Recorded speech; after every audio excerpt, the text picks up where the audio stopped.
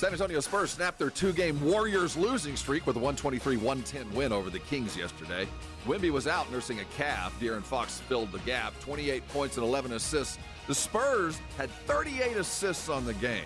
They get back to work on Tuesday night with the Grizzlies in town at the Frost tip at 7 o'clock. In the NFL, the Houston Texans are back to 500 at 5-5 after a 16-13 walk-off win over the Tennessee Titans yesterday. It's going to be a short week to take on the Bills Thursday night. Tonight, the Dallas Cowboys get back to work. They're in Vegas for Monday Night Football. It'll be their first game without Marshawn Nealon. DeMarvion Overshown and rookie defensive back Siobhan Ravel are expected to make their season debuts, as are the newly acquired defensive tackle Quentin Williams and linebacker Logan Wilson. I'm Rob Thompson for 94.1 San Antonio Sports Star. From the studios of San Antonio Sports Star, reaching more sports fans than any station in South Texas. Welcome to the Morning Huddle with A.J. Hoffman and Rob Thompson. This is 94.1 San Antonio Sports Star. Good morning, everybody.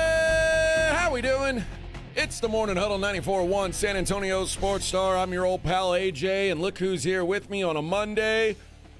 The one, the only, Mr. Rob Thompson. Good morning, Robert. Turn this on. There we go.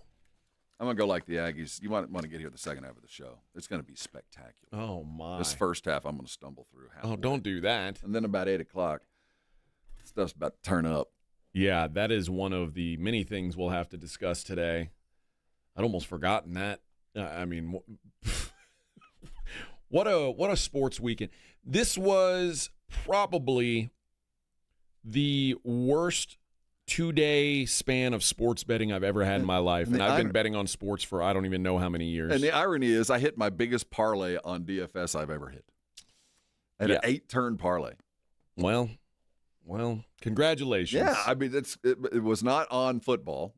It was basketball. Football was this weekend was the equivalent of, in the NBA, a Tuesday night in Milwaukee across the league. It was like, what does that mean? Every team looked tired. It was a defensive slugfest across the league. Only guy that ate his Wheaties this weekend was Josh Allen. But for the most part, it was a slog. It was an effort. I mean, teams won, but it was grit wins. I mean, there was nothing pretty about this weekend. No. Josh Allen was freaking Superman. But other than that. Well, sir, may I introduce you to Bryce Young? I mean, yeah. But that was more a product of circumstance. I mean, I don't like either one of those teams. I'm not surprised there. But, I mean, 6 touchdowns, brother. Yeah. I mean, my God. Yeah. But apart from that, it was really just kind of a slugfest, slog, kind of 16-13 kind of day. There's nothing pretty about the weekend. It took a lot of effort for everybody to win. Even the breakaway wins took a lot of work. Which means that they weren't pretty, but there were a lot of competitive games, including that Bills game. Like the final score says it was less competitive than it was. That was a back-and-forth game all day. And then there are games that probably – I mean – the 49ers game was an absolute obliteration. The Cardinals stink. And probably the biggest ass-kicking of the day was the Jags over the Chargers. What the hell was that, man? But all the other games were, for the most part, competitive, even though they were not fun to watch. That game last night was horrendous to sit down and watch. We talked on Friday about Campbell taking over play calling and how he was going to do this from here on out. We'll have a Monday morning meeting regarding we'll evaluate the play calling there, old boss. Well, that was one of those ones where, again, another bet that I lost this weekend. I was like, you know what? The Lions offense found this spark. I'm going to let it ride. And then the very first thing I see is Jared Goff throw an interception, and I realize it's a cold, windy night. Yep. And I was thinking to myself, it's like been a rule of mine for years. I don't bet on Jared Goff outside. He is indeed a comfort player. And as soon as he threw that, and it showed Dan Campbell with his red nose, and he was cold, and it showed Jared Goff coming off the field, and he looked cold. I said, what a stupid bet that was. What have I done? There's something. It's not a fatal flaw, but there's something flawed about Detroit that I can't put my finger on. I don't know what it is that makes me go, yeah, but no. Yeah, but no. This more than any year, I am having a really hard time finding good teams. We have a lot of above average. But nothing even real. There's not a single team that I would be terrified to go play against. Not one. No, and that's good. I mean, we're going to have an interesting playoff run because every weekend is going to have some interesting stuff. And I'm not opposed to this every third or fourth year because I do think you need to. What do they say in the Godfather? You got to go to the mattress every now and again and just kind of slug it out and get ugly, and let's reestablish. And right now, I think we're reestablishing as we watch Kansas City go down yet again. Philadelphia, they're winning, and the formula might be enough given this year.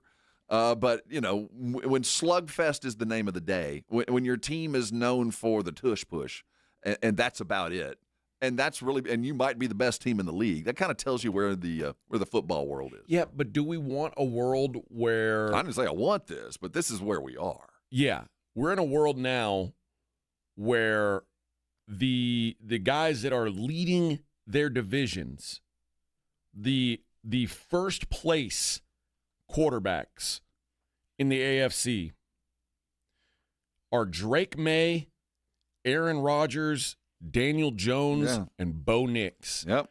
I don't know that I want to live in this NFL world. It feels like it's 1972. It's just this is a slog fest of a football season where grit and guile are going to overcome just, I don't know, mediocrity. I think that, the smarter teams are going to win. The turnover battles matter now. The three phases of the game are really going to play that kind of role because nobody is extraordinary in any specific phase. There's no offense out there you go, well, that team is unstoppable. You're going to have to keep up. There's not one. There's a lot of good players this year, but not a lot of good teams. Yeah, this was it was a weird weekend in the NFL. And there were some things that happened that you go, okay, well that seems like kind of normal. I mean, Josh Allen played for the first time in a long time. Josh Allen looked like an MVP. God, that was spectacular. It really was. And Bryce Young, I mean, Bryce Young had the best game of his career. Yeah. He almost threw for 450 yards. Like I don't know who saw that coming, but Bryce Young. Atlanta. Atlanta's dead. I hate them. Dead. I hate that. I feel bad for Penix, but goodbye and good riddance, man. let's see some Kurt. God, he was so bad too. He was like, what? It was like finally Michael Penix looked like, okay, maybe he's got something here. Nope, now he's hurt, and Kirk Cousins is just a pumpkin. I mean, it is. I'm surprised he didn't have pajama pants on the sideline. It's like, wait, I got to play? Your MVP odds now, Matt Stafford plus 150, Drake May plus 185, Josh Allen plus 475, Jonathan Taylor plus 650. Those are your only ones that are 10-1 or less. Last week, there were 6 names that were 10-1 or less. Now off the list, Patrick Mahomes at 16-1, rightfully so. Man. And going from 10-1 to 50-1 overnight, that's what throwing 4 interceptions will do. Sam Darnold. Turn back into Sam Darnold. That again, we'll talk about this game a little more in depth, but a credit they're even in this thing. The Seahawks were probably the better team on the field. Yeah. Had it not been for Sam Darnold giving the ball away 4 times. I mean, the Rams did almost nothing on their own accord, and it's funny to see Matt Stafford now the favorite in the MVP conversation after having about the most meh game he's had all year. I noticed in the pre-games as I was bouncing from Fox to ESPN to CBS and watching there was a thread brewing about Stafford and MVP. All 3 shows at some point brought up the fact that 1, he had never gotten it, yep. and 2, that even the votes weren't even close. They were all listening to our show, Rob. I'm just saying that all of them. The thread was there. He didn't play great, but he won. Yeah. And I think that was enough to hold him there because, first of all, damn, Seattle, I don't know what to make of what we saw yesterday other than you're really good. I just don't know how good. But like we said about yesterday, savvy and guile won the day. And the Rams are, nothing else, savvy and full of guile. I mean, that's a good football team. Just to put it into perspective. But not great. That I talk about that stat sometime, EPA, expected points added. Mm-hmm. The 4 Sam Darnold turnovers combined for a negative 23 EPA. So on those 4 plays, the the Seahawks lost 23 points. They lost the game by 2. I mean, that it just goes to show how important turnovers are. But he had the turnovers in the worst possible situations. Yeah, big head moves. Sometimes scheme gets you. I don't know how to evaluate Seattle other than they got out-guiled yesterday. But Seattle's still really good, I'm pretty sure. My fear is kind of like as we go across the spectrum with the day, every team is flawed. And I know when any of these teams play, how they're going to lose if they lose. I'm not saying they will, but when they lose, I can tell you how it's going to happen. Yeah. And when Seattle gets knocked out of the playoffs, it'll be because Darnold has a 3-interception day. That's probably what it will be. You know what I mean? And as good as he's looked, it's just like, I mean, how real is it? How real is Sam Darnold? I don't know. I got a feeling Sam Darnold next week when he's against the Titans is going to look really good again. Man. And we're going to go, oh, man, Sam Darnold, what a story. We'll forget about it. Defensive juggernaut that is the Titans that took damn near 59 minutes and 45 seconds to beat. Yeah.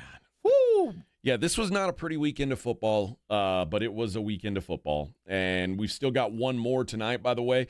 I would imagine, who knows? I was going to say I'd imagine it's not as defensively sound as some of these other games were. Just based on the two teams that are going to be on the field tonight, I would expect there should be a lot of points, but also everything I expected to happen this weekend did not happen. Well, so if both teams play down to the level of their competition, I can't imagine what we're going to witness tonight. Yeah, it could be a real slog. Yep, 9-3, 9-2. If this game is somehow 9-3, given what we saw this I'm going weekend, to put barbecue sauce on my hat and just eat it. I'll be eating my hat. That's all I can do. I don't know. We got a lot of football to talk. We've got some hoop to talk. College football, and of course the Cowboys Raiders coming up tonight. So plenty to discuss. We'll do it all. It's the Morning Huddle 94.1 San Antonio Sports Star. 94.1 San Antonio Sports Star traffic from Newstalk 550 KTSA. Good morning. We're starting to clear some of our trouble. That stall at Loop 410 northbound Houston Street is cleared, and they have picked up the road work at 35 lower level southbound Alamo to Laredo Street. Still have some road work at 35 upper level northbound between I-10. On over to McCullough, we've got 2 right lanes blocked. If you guys see something we're not talking about, call us on the traffic tip line. We'll check it out. 210-785-2601. I'm Debbie Alcacer, KTSA Time Saver Traffic. 94.1 San Antonio Sports Star and AARP Texas are sending Cowboy fans to Jerry World to see America's team play all season long. How do you get in on the action? Head to sasportstar.com now and register to win. sasportstar.com. Live it up with the boys in the Big D from AARP Texas and 94.1 San Antonio Sports Star, South Texas home of the Dallas Cowboys. The following is a dramatization. Davis Law Firm, how can I help? Hi, I got hurt in a wreck, but I don't know if it's really worth getting an attorney. Don't worry, you called the right place. I'm Jeff Davis. At Davis Law Firm, we're here for you 24/7, and you don't pay unless we win. We recently secured a jury verdict for $210 million in a wrongful death case. So if you've been hurt, call us at 444-4444. Davis Law Firm, San Antonio.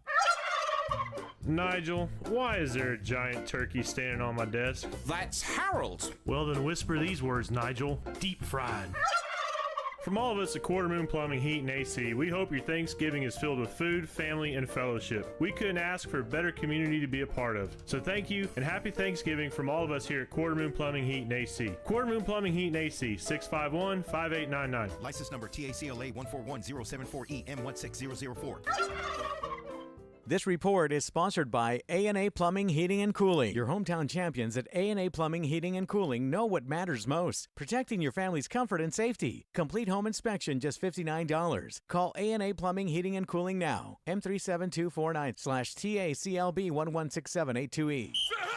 How about them Cowboys? We rise as one in Texas, sporting handed-down silver and blue jerseys. We come together for America's team every time they take the field. So let's share a round of Jim Beam and lemonade on game day together, because people are good for you, especially for us in Cowboys country. Presented by Jim Beam, bringing fans together across Cowboys country. 40% alcohol by volume. Copyright 2024, James B. Beam Distilling Company, Claremont, Kentucky. Drink smart. Protect your home and auto by bundling them with Progressive, and you'll have a little less to worry about. But we know you'll find other things to worry about. Like that text you just got from your boss. Hey, call me when you get a sec. Hey, call me when you get a sec. Hey, call me when you get a sec. Oh, hey, call me when you get a sec. Yeah, this is bad. Oh, well, at least you protected your home and auto with Progressive, so you don't have to worry about that. Progressive Casualty Insurance Company affiliates and other insurers not available in all states. Guys, don't propose with a ring that she didn't pick out. Trust us, she already has a ring in mind. So engage with Gage Diamonds, in person or online, where Gage's skilled ring designers will work with her to create the perfect setting, matched with the perfect stone. Gage specializes in exquisite lab-grown diamonds. Financing available. GageDiamonds.com. We're engagement's middle name. O'Reilly. Check engine, ABS, or maintenance light on? Take the guesswork out of your warning lights with O'Reilly Veriscan. The service is free and provides a report with solutions verified by ASE certified master technicians. And if you need help, we could recommend a shop for you. Ask for O'Reilly Veriscan today. O'Reilly Auto Parts. We all hear the radio ads about the IRS. They tell you to be afraid, to be scared, and they try to frighten you into calling. I'm not here to do that. Tax Relief Advocates is different. TRA is here to tell you that if you owe money to the IRS, whether it's $5,000, $50,000, or $500,000, we have a solution. It doesn't matter if you're sitting in your car, at work, or with your kids. No matter where you are, call now. 800-575-1783. Don't lose hope. TRA can eliminate or reduce what you owe to the IRS. Generous programs are now available that can give you a fresh start. Our passion is taxes and helping individuals fix their IRS problems. We have over 1,000 5-star reviews on Google and an A+ with the Better Business Bureau. You don't need to be afraid of the IRS any longer. End your tax nightmare today by visiting us online at TRA.com or call 800-575-1783. That's 800-575-1783. Tax Relief Advocates. Real solutions for real people. Must qualify for enrollment. Results may vary. Okay, I have to tell you. I was just looking on eBay where I go for all kinds of things I love, and there it was. That hologram trading card. One of the rarest. The last one I needed for my set. Shiny like the designer handbag of my dreams. One of a kind. eBay had it, and now everyone's asking, ooh, where'd you get your windshield wipers? eBay has all the parts that fit my car. No more annoying. Just beautiful.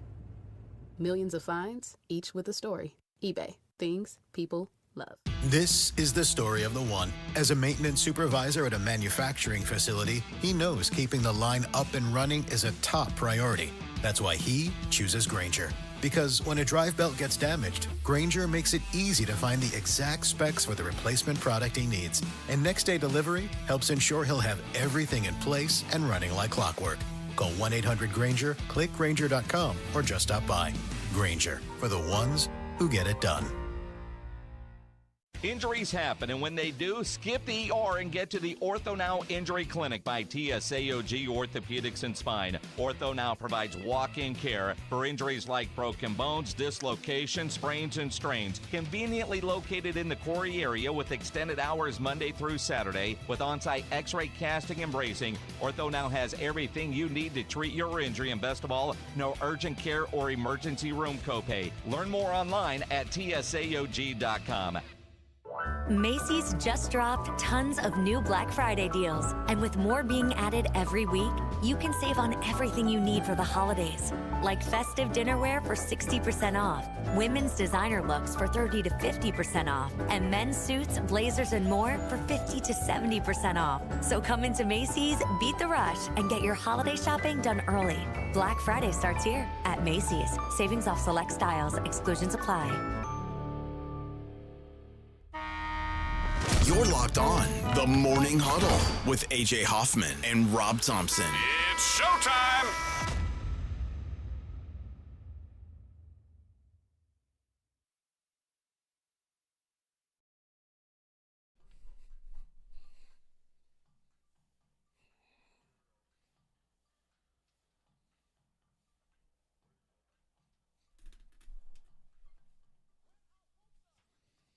Oh, yeah. This is Edwin's favorite song.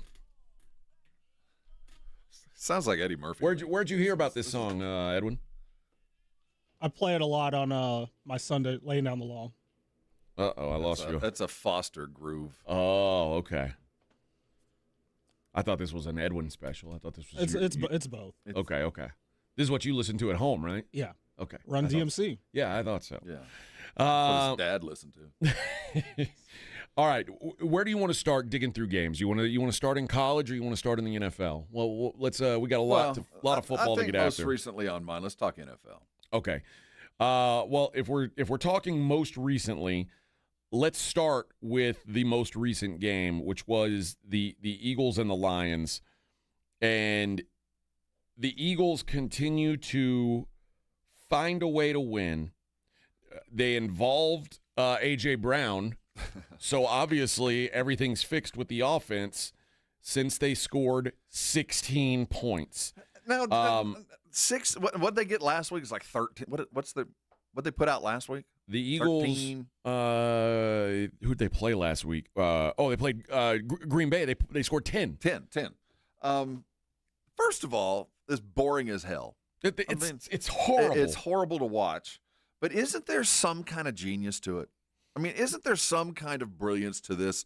Because obviously, Sirianni has a lot of faults, but I do think he's a remarkably intelligent football mind. There's some things that I think he has, by default, had to come up with a way to win with a quarterback that can't throw. Yeah. And there's some brilliance to this that every defensive coordinator knows.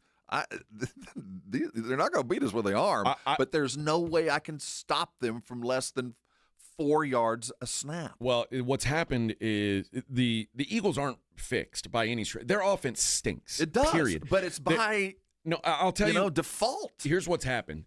That offensive line that for the last several years has been elite is now at best average. I beg to differ because that's what they're going to do. They're not going to play action you and pop one over the top and AJ going to get 200 yards and 8 catches. That's not going to happen, and they're still doing it. They didn't do anything last night, though. But they won. But the offense didn't win. Well, no, their game plan is such they strangle you like an anaconda. It's just this constant. We never get the ball. The defense bends but doesn't break. You think you're being productive, and you're not. And you end up losing to a team that scored 10 or 16 points. See, I think we felt differently about watching that game because all I saw was... It's not just this game. It's all season. Well, okay, definitely the last 2 games, the Eagles did nothing, and their opponent beat themselves. Like the Lions going like 0 for or 1 for 8 on 4th down. It's a bear hug where they just squeeze you and you play it terrible against them. I think there's some brilliance to it. Lions 0 for 5 on 4th down, and they kept going for it like something was going to change. Like it's almost like you let a toddler take over the play calling, and he's just like, well, we're going for it again. It's like a little kid playing Madden. Like, 4th down, who punts? So, but again, that was this week, and then you look at last week and go, Love, man, you can't get it's something about the game plan where it's just this constriction where it works. Now, it's horrible, and I can tell you how they're going to lose if they're going to lose. I know how it's going to happen.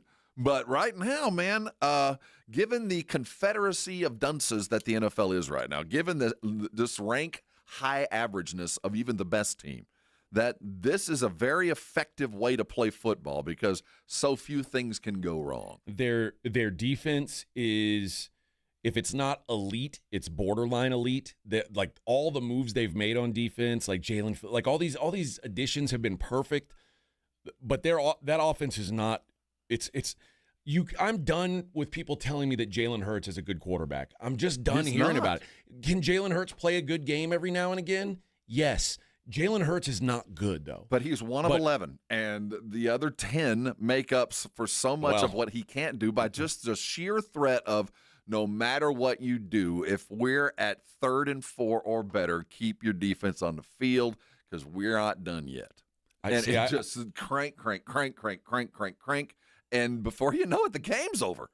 It's just, And it's happening over and over and over. So when you see a bunch of average, it doesn't take a whole lot more than that to win.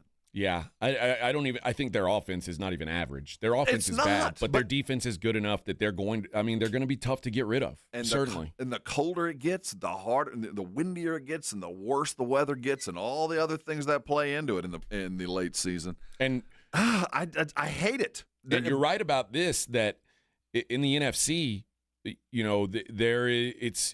you're having to play late games in Philly, it's going to be tough for all these. The only team I think still, the Eagles, Rams, and Seahawks are in their own category. And the Rams might be inching away from the pack in the NFC. I don't know. I mean, again, they got completely outplayed yesterday, save Sam Darnold giving them the ball 4 times. Got the W.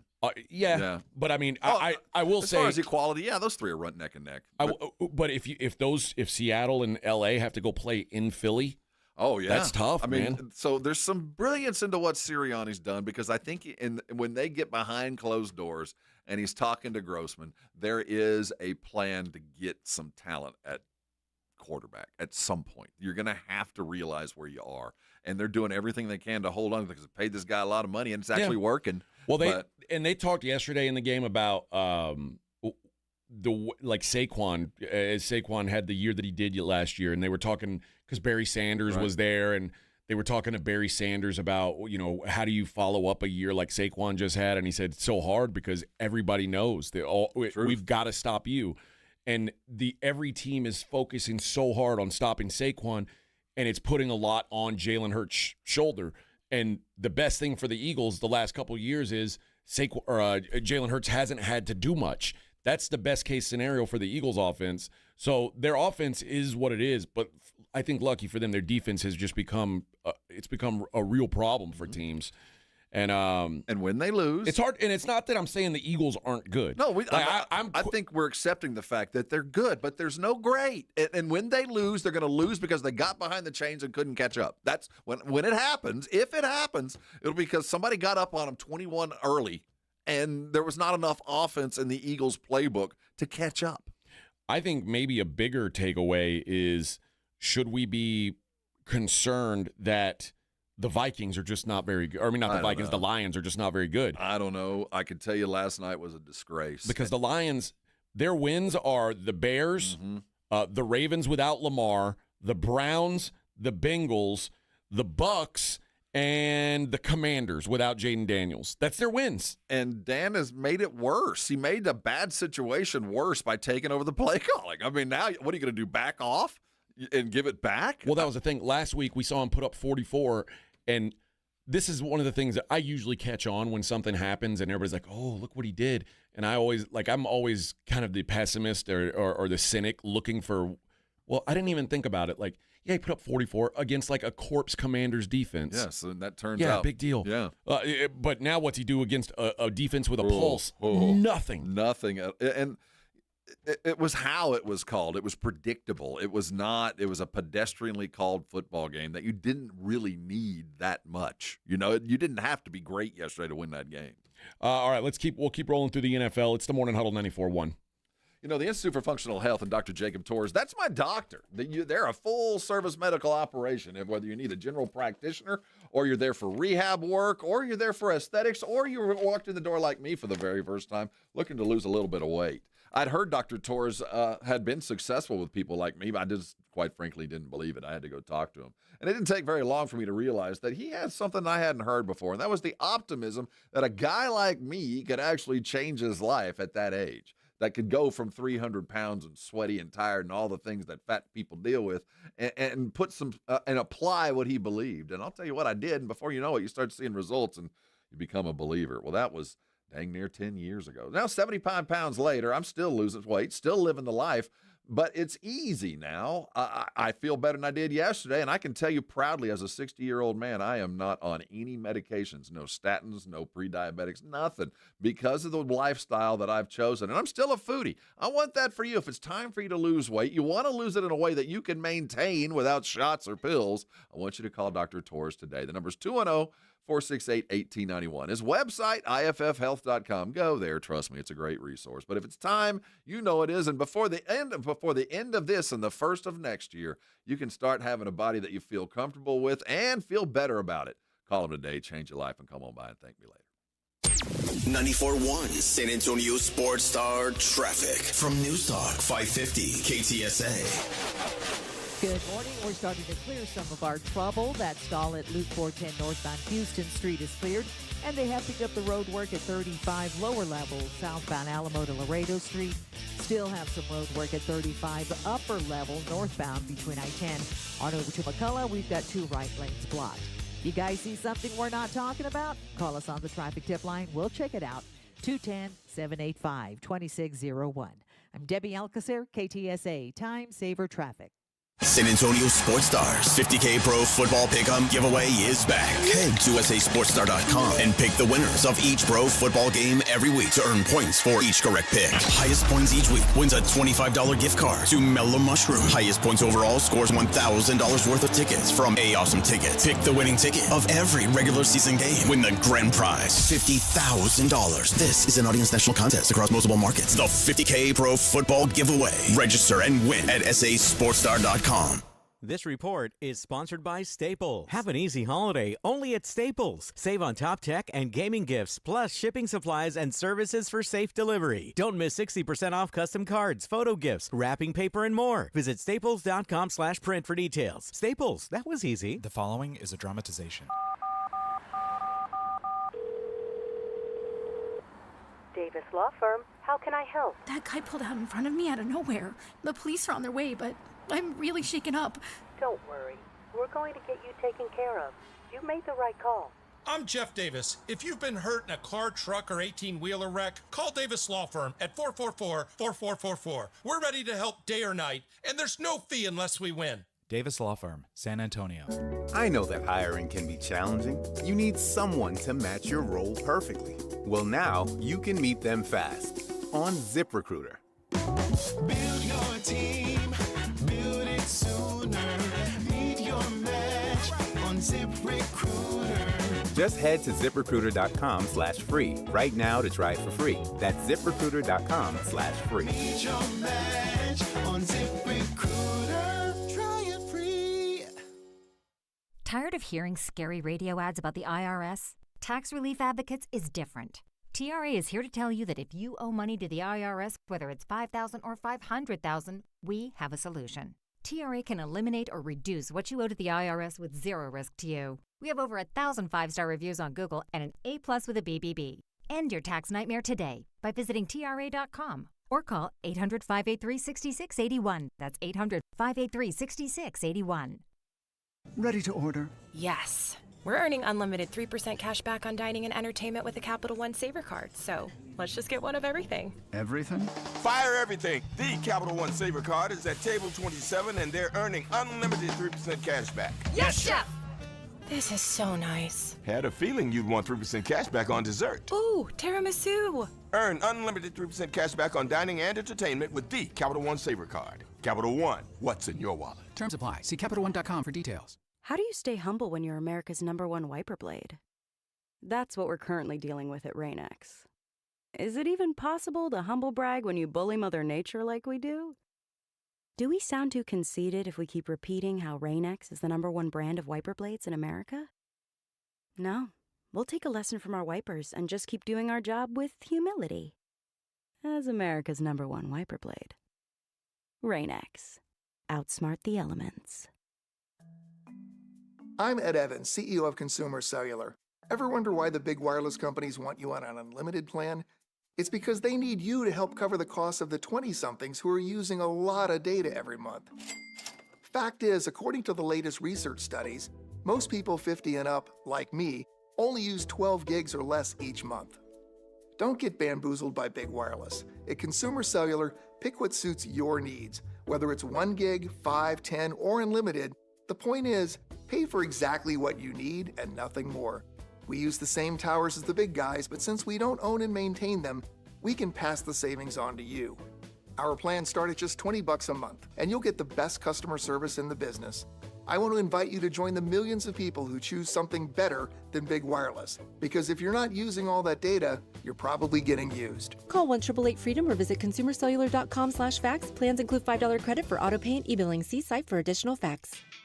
We are right in the thick of the NFL football season, and Underdog, the best place to get in on the action, baby. Playing on Underdog is so easy. You pick whether your favorite players are going to go higher or lower on their stats, rushing yards, passing yards, receptions, whatever. You get those picks right, you could win up to 5,000 times your cash. And quite frankly, the Cowboys have been a cash cow. You go higher on Dak's numbers, you go higher on CD's numbers, and you have been getting paid. You go lower on their defensive numbers, you're getting paid as well. Download the app today. Sign up with promo code ALAMO, ALAMO. You'll score $100 in bonus entries when you play your first $5. That's promo code ALAMO. Underdog. Make picks, win money. Must be 18 or older and present in Texas. Terms apply. See assets.underdogfantasy.com/web/play and get terms _DFS_.html for details. Concerned with your play? Call 1-800-GAMBLER or visit www.ncpgambling.org. Okay, I have to tell you, I was just looking on eBay where I go for all kinds of things I love, and there it was. That hologram trading card. One of the rarest, the last one I needed for my set. Shiny like the designer handbag of my dreams. One of a kind. eBay had it, and now everyone's asking, ooh, where'd you get your windshield wipers? eBay has all the parts that fit my car. No more annoying, just beautiful. Millions of finds, each with a story. eBay. Things people love. It's The Blitz with Jason and Joe. Afternoons at 2. Coming up Monday on The Blitz, we'll get you ready for Cowboys Raiders on Monday Night Football. We'll react to everything we saw in the NFL over the weekend, as well as college football. Longhorns and Bulldogs, how'd the Aggies do? What about UTSA? Jeff Traylor will join us at 4:35. The Blitz, Monday at 2. The Blitz with Jason and Joe. Afternoons at 2 on 94.1 San Antonio Sports Star. The NFL lives right here. 94.1 San Antonio Sports Star.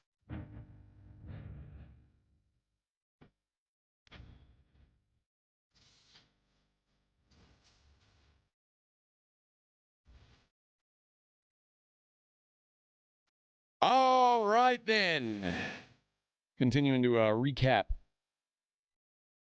Week 11 of the NFL. And what again, a really weird week in the NFL. Tuesday in Milwaukee, man. It was everybody tired. It was slog fest. It was injuries either coming back from or still dealing with. Bye weeks kind of still either in the distant past or so desperately required. And then teams looking at that new holiday schedule, Thanksgiving games around the corner, and weird schedule with Friday and Saturday games. So, yeah, it was truncated game plans. It was ugly football. Some weather played a role in it. But I wonder what, as far as total score of all the points scored, where it ranks this year. It's a worthy look up here in a second because there just wasn't a lot of points to go around. No, it's specifically on the late slate. It was grimy. And quite frankly, that's how the day started off in Spain. It was 16-13 between two defenses that are basically like a bunch of homeless dudes that they found in Spain and said, "Hey, you guys play defense," and it was still 16-13. Miami slugged it out, man. That's two straight defensive battles. I have to give them a little bit of credit. Oh, you can only beat who you play. Go for it. You want to give them credit? Go for it. I mean, knowing everybody going to get fired at the end of the year. I don't know. Mike McDaniel might be saving his job. No, he done. The Ravens Browns. Oh, I was cheering for the Browns. I want somebody to knock those Ravens out because like Edwin came in and was talking, and you guys were talking about the Chiefs. Like the Chiefs just are no good, and I agree. I don't think the Chiefs are good, but until there's no pulse, I don't count out Patrick Mahomes. It's like Patrick Mahomes is like Michael Myers. If you think he's dead, he's probably going to get up and stab you. Like you need to make sure he's dead. Like you need to chop his head all the way off. And that's the Ravens and the Chiefs. Until they're dead, they're not dead. And you've seen it right now with Lamar Jackson. The Ravens are like the gif of the Undertaker sitting up in the middle of the ring, like, they're back. I'll say that with Baltimore, but it's because Lamar can do other things. Lamar can do a lot of things to affect the offense. And Mahomes, he's going to have to deliver the ball to people, but he doesn't have anybody to deliver it to. It just feels like this is kind of an ignominious end to the era that everybody got old at once. The Chiefs' offensive line has gotten bad. Yeah, it just doesn't. And I agree. Gosh, I want him to be good, but yesterday they weren't even close to being the Denver Broncos. And it's not like the Broncos are good are great. They're just a really good football team, and the Kansas City lost to a better team. Well, I won't say they weren't close to beating them. I mean, it was a 3-point walk-off field goal. And it was a roadie, and I'll give them some credit for doing it on the road, but they still lost in a game that was a must-win. They're going to have to play them again. They got other things coming up. It's going to be really, really hard. I mean, even if they play well, the tiebreakers can go against them. So this is going to be it just feels like, it's not a tragic end, like I'm writing them off forever. Yeah. But this year, you just kind of like the air's leaving the balloon a little bit faster than I thought it would. Denver is the NFC version or the AFC version of the Eagles. Who's a better quarterback? Jalen Hurts. Well, because he has the jewelry? Yeah. Jalen Hurts better than Bo Nix. But Bo Nix stinks. The Broncos' offense is so gross, but their defense held the job. This is a good football team Held that's the going to line. be a tough out. Yeah, I don't worry about the Broncos. Like this team is not winning playoff games. No. This is but they're going to keep other teams from going to playoffs. It's like the Tim Tebow Broncos. That's what it is. Yeah, I would give him a little of that. But Bo Nix is getting better. I mean, all right. I mean, he is. He's improving. He's a better quarterback than he was. And I think Tebow never really. But yeah, this feels very much like that. If you told me the Broncos were going to have 21 carries for 59 yards, I would have said, oh, they're hopeless. And still won. And they still won the football game. So I don't know if this was more about the Chiefs' failures or the Broncos. I think it's a little both. To me, it felt like a lot like the Chiefs' failures. Like this Chiefs team feels like it's just kind of falling apart. It is, but Sean Payton's still a witch, man. The guy can coach his way out of a bag for sure. So I just feel like it's not the end of Kansas City, that they'll have time to retool and find another tight end, and they'll do the right things and keep the brain trust together. But right now, it just feels like you're kind of spinning your wheels and not going anywhere. The Ravens come back and beat the Browns. Looked like they were dead and buried, and Lamar plays a horrific game, quite frankly. He was awful, and it didn't matter, mostly because as bad as he was, the Browns quarterbacks are, I mean, it's like seventh graders trying to play on varsity. These guys, and this is no knock on Shador personally, because Dylan Gabriel's no better. They all stink. And when they moved on there's a reason now in hindsight why Joe Flacco was playing, because he was so much better than either one of these kids. Yeah. Like worlds better. But you can't win football games when you throw for 81 yards in the game. The whole game, 81 yards. Just pathetic. But Shador's, what was his QBR, like 13? Shador's QBR was 2.4. 2.4. There you go. Yeah. They combined, Dylan Gabriel's was 11.4, so combined their QBR was 13.8. Woof. Fail fast. Yeah, it's a mess. They're going to draft themselves another one. Their defense is still great. Myles Garrett, 4 sacks, and at home their defense is always going to be, keep them in the fight, but you can't win games when that's your quarterback play, especially against a good team. The Ravens, despite being, it's funny how the Ravens and Chiefs, I guess because it's where they're trending, because the Ravens have an up arrow next to their name. They've now won 4 games in a row, but 2 5-5 teams, and you feel totally different about both of them. And the Ravens' remaining schedule we were way too early to say the Ravens weren't going to make it. Well, they need some help to be better, and they're getting it. Jets, Bengals, Steelers, Bengals, Patriots, Packers, Steelers. The Ravens might not lose a game for the rest of the year. It's not that crazy to say. That doesn't mean they're that good. They will be favored, I think. I think they'll be favored in every game for the rest of the season. So, and when they lose, if they lose, how do you think it'll happen? Lamar will get hurt. Lamar will get hurt, or Lamar will go have one of the bottled up games where you can't find Zay Flowers. They can't run the football game, and Lamar gets desperate. But I think I can tell you how it's going to happen. But I think the thing that's really flipped the switch for them is you got to remember early in the year, even when they were when Lamar was out, their defense was bad. This is the same team that gave up 44 points to the Texans. Yeah. And now in the last 4 games, in this 4-game win streak, it's been 16-6, 19-16. If you don't score 20 points against the Ravens, you're not going to win. Well, there's teams that can. They just haven't played any of them yet. Yeah. You know, they are good for where they are, but they're no long-term desperate threat. The Ravens? They're a one-game off threat. I wouldn't want to play them in the playoffs in Baltimore. I can tell you that. No, I'm but scared I can tell of you the how to beat Ravens. them. I can tell you beat them. I mean, yeah, they're a flawed football team, just like everybody else. Everybody else is, but yeah, I do fear the Ravens. I think they're going to be a problem come playoff time. I think they're really good. All right, let's take a break. We'll keep talking NFL on the other side. We got a bunch of giveaways today. It is the Morning Huddle on 94.1 San Antonio Sports Star. George gets justice. After an accident, a lot of people think they can't afford a lawyer. They're already stressed, hurting, or maybe out of work, and the last thing they need is a big retainer fee to get help. But here's the truth. At George Salinas Injury Lawyers, you only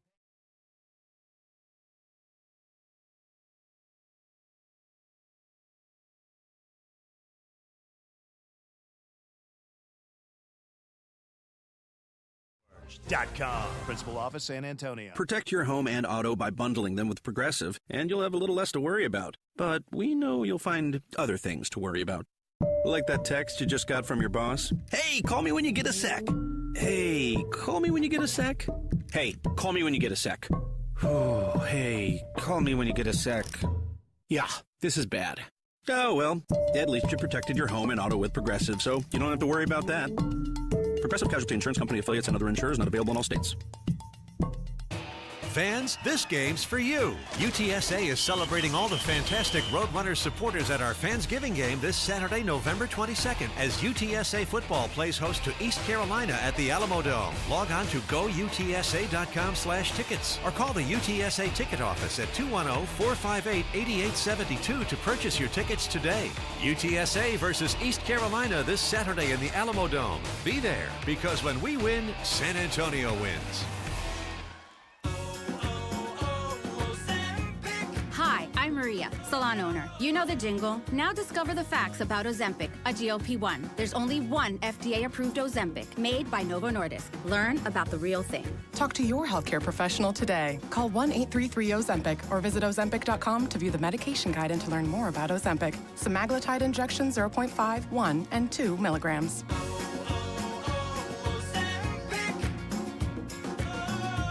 We all hear the radio ads about the IRS. They tell you to be afraid, to be scared, and they try to frighten you into calling. I'm not here to do that. Tax Relief Advocates is different. TRA is here to tell you that if you owe money to the IRS, whether it's $5,000, $50,000, or $500,000, we have a solution. It doesn't matter if you're sitting in your car, at work, or with your kids. No matter where you are, call now. 800-575-1783. Don't lose hope. TRA can eliminate or reduce what you owe to the IRS. Generous programs are now available that can give you a fresh start. Our passion is taxes and helping individuals fix their IRS problems. We have over 1,000 5-star reviews on Google and an A+ with the Better Business Bureau. You don't need to be afraid of the IRS any longer. End your tax nightmare today by visiting us online at TRA.com or call 800-575-1783. That's 800-575-1783. Tax Relief Advocates. Real solutions for real people. Must qualify for enrollment. Results may vary. Staples presents an easy holiday. My holiday list was a mile long. Fa la la la boo hoo hoo. Staples made it easy with big savings on tech gifts. I'm listening. And I saved big on custom holiday cards, too. Plus, Staples has UPS shipping in store. Holy flying reindeer.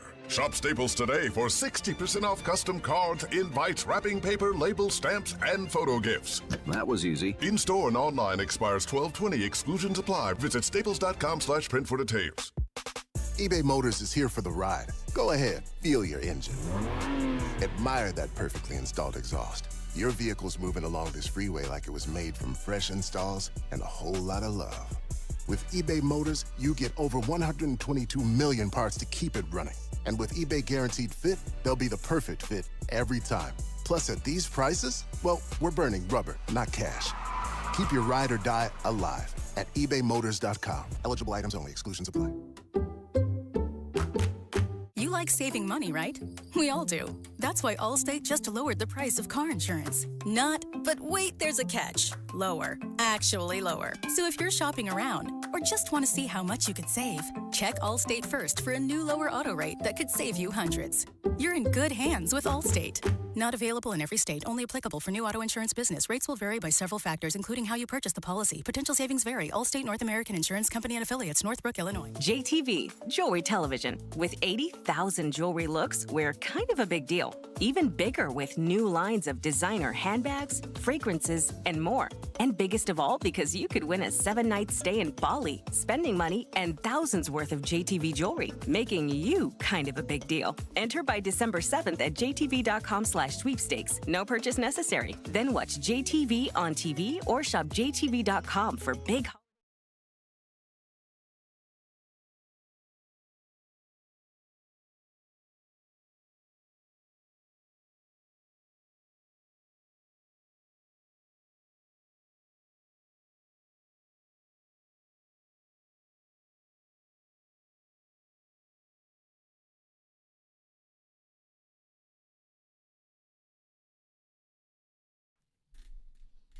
My headphone jack is not working worth a damn anymore. There we go. Work order. Let me turn my mic on. Put in a work order. Put in a ticket to the help desk. Well, there we go. Well, it'll have to work. We were talking some college football during the break. We'll get into that a little bit later on. The NFL, trying to go through at least like the key games of the weekend. There were a lot of snoozers, but we still got to talk about the snoozers. They happened. One of those was the Houston Texans. I mean, maybe the snoozer of snoozers. That's a gutty win. It's a terrible football game, but I'll give them some credit. At least they won the football game. They won it. Yeah, and the defense is legit. Yeah. I almost feel bad for Cam Ward.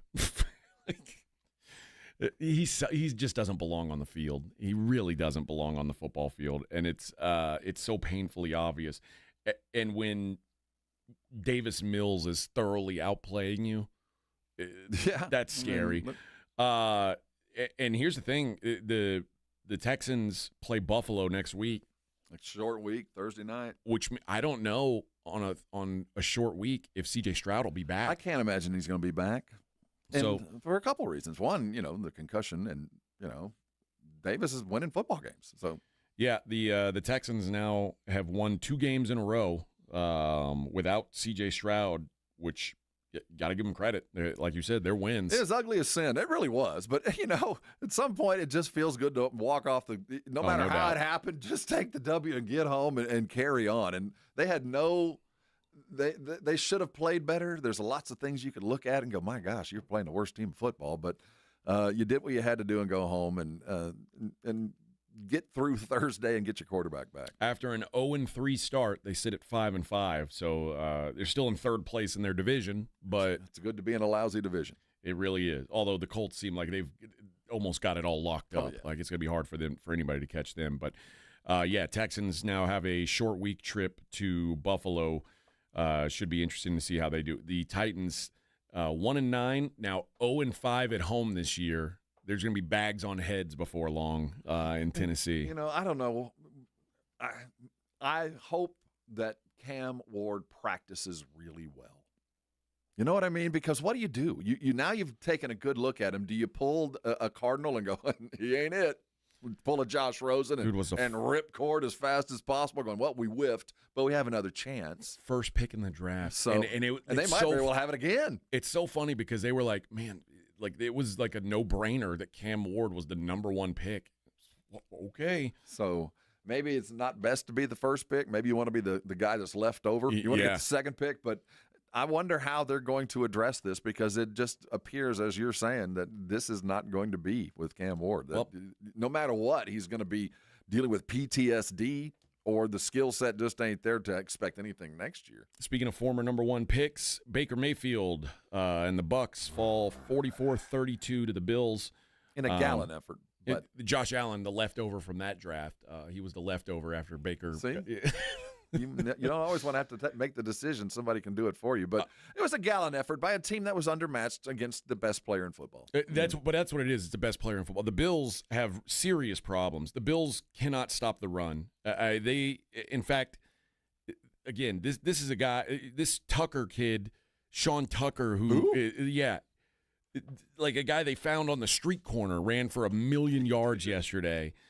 The Bills have real problems long term, but they're lucky that they have Josh Allen. And Josh Allen, for the first time in a long time, looked like last year's Josh Allen, where he was able to cover up the flaws of an otherwise pretty mediocre team. Yeah, well, I mean, let's not discount how good Tampa is. They're a very solid football team. You have to beat them. They're not gonna just lay down for you. And they played a hard football game. Buffalo's better. That was a better football team. Yeah. Even for the pedestrian run defense, they were better than Tampa. And Tampa left the building knowing that. All right, we'll finish up the NFL on the other side, or at least reviewing the NFL. We got some college football to talk. We got some Spurs to talk. And, of course, we got to look ahead to the Cowboys coming up tonight. It is the Morning Huddle on 94.1 San Antonio Sports Star.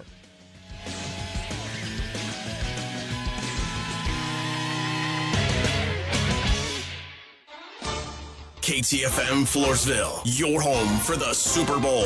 This is 94.1 San Antonio Sports Star. Nigel, why is there a giant turkey standing on my desk? That's Harold. Well, then whisper these words, Nigel. Deep fried. From all of us at Quarter Moon Plumbing, Heat, and AC, we hope your Thanksgiving is filled with food, family, and fellowship. We couldn't ask for a better community to be a part of. So thank you, and happy Thanksgiving from all of us here at Quarter Moon Plumbing, Heat, and AC. Quarter Moon Plumbing, Heat, and AC, 651-5899. License number TACLA 141074E M16004. At Bank of America, we asked our teammates, what makes this company a great place to work? There's very little that you can't accomplish working for Bank of America. If you prove yourself, you can try over in a totally new way. You can learn so much here. You're the owner of your career. See how our teammates are growing in their careers at bankofamerica.com/great place to work. What would you like the power to do? Bank of America, proud to be an equal opportunity employer. This report is sponsored by eBay. Swapping out your tires? There's nothing like it.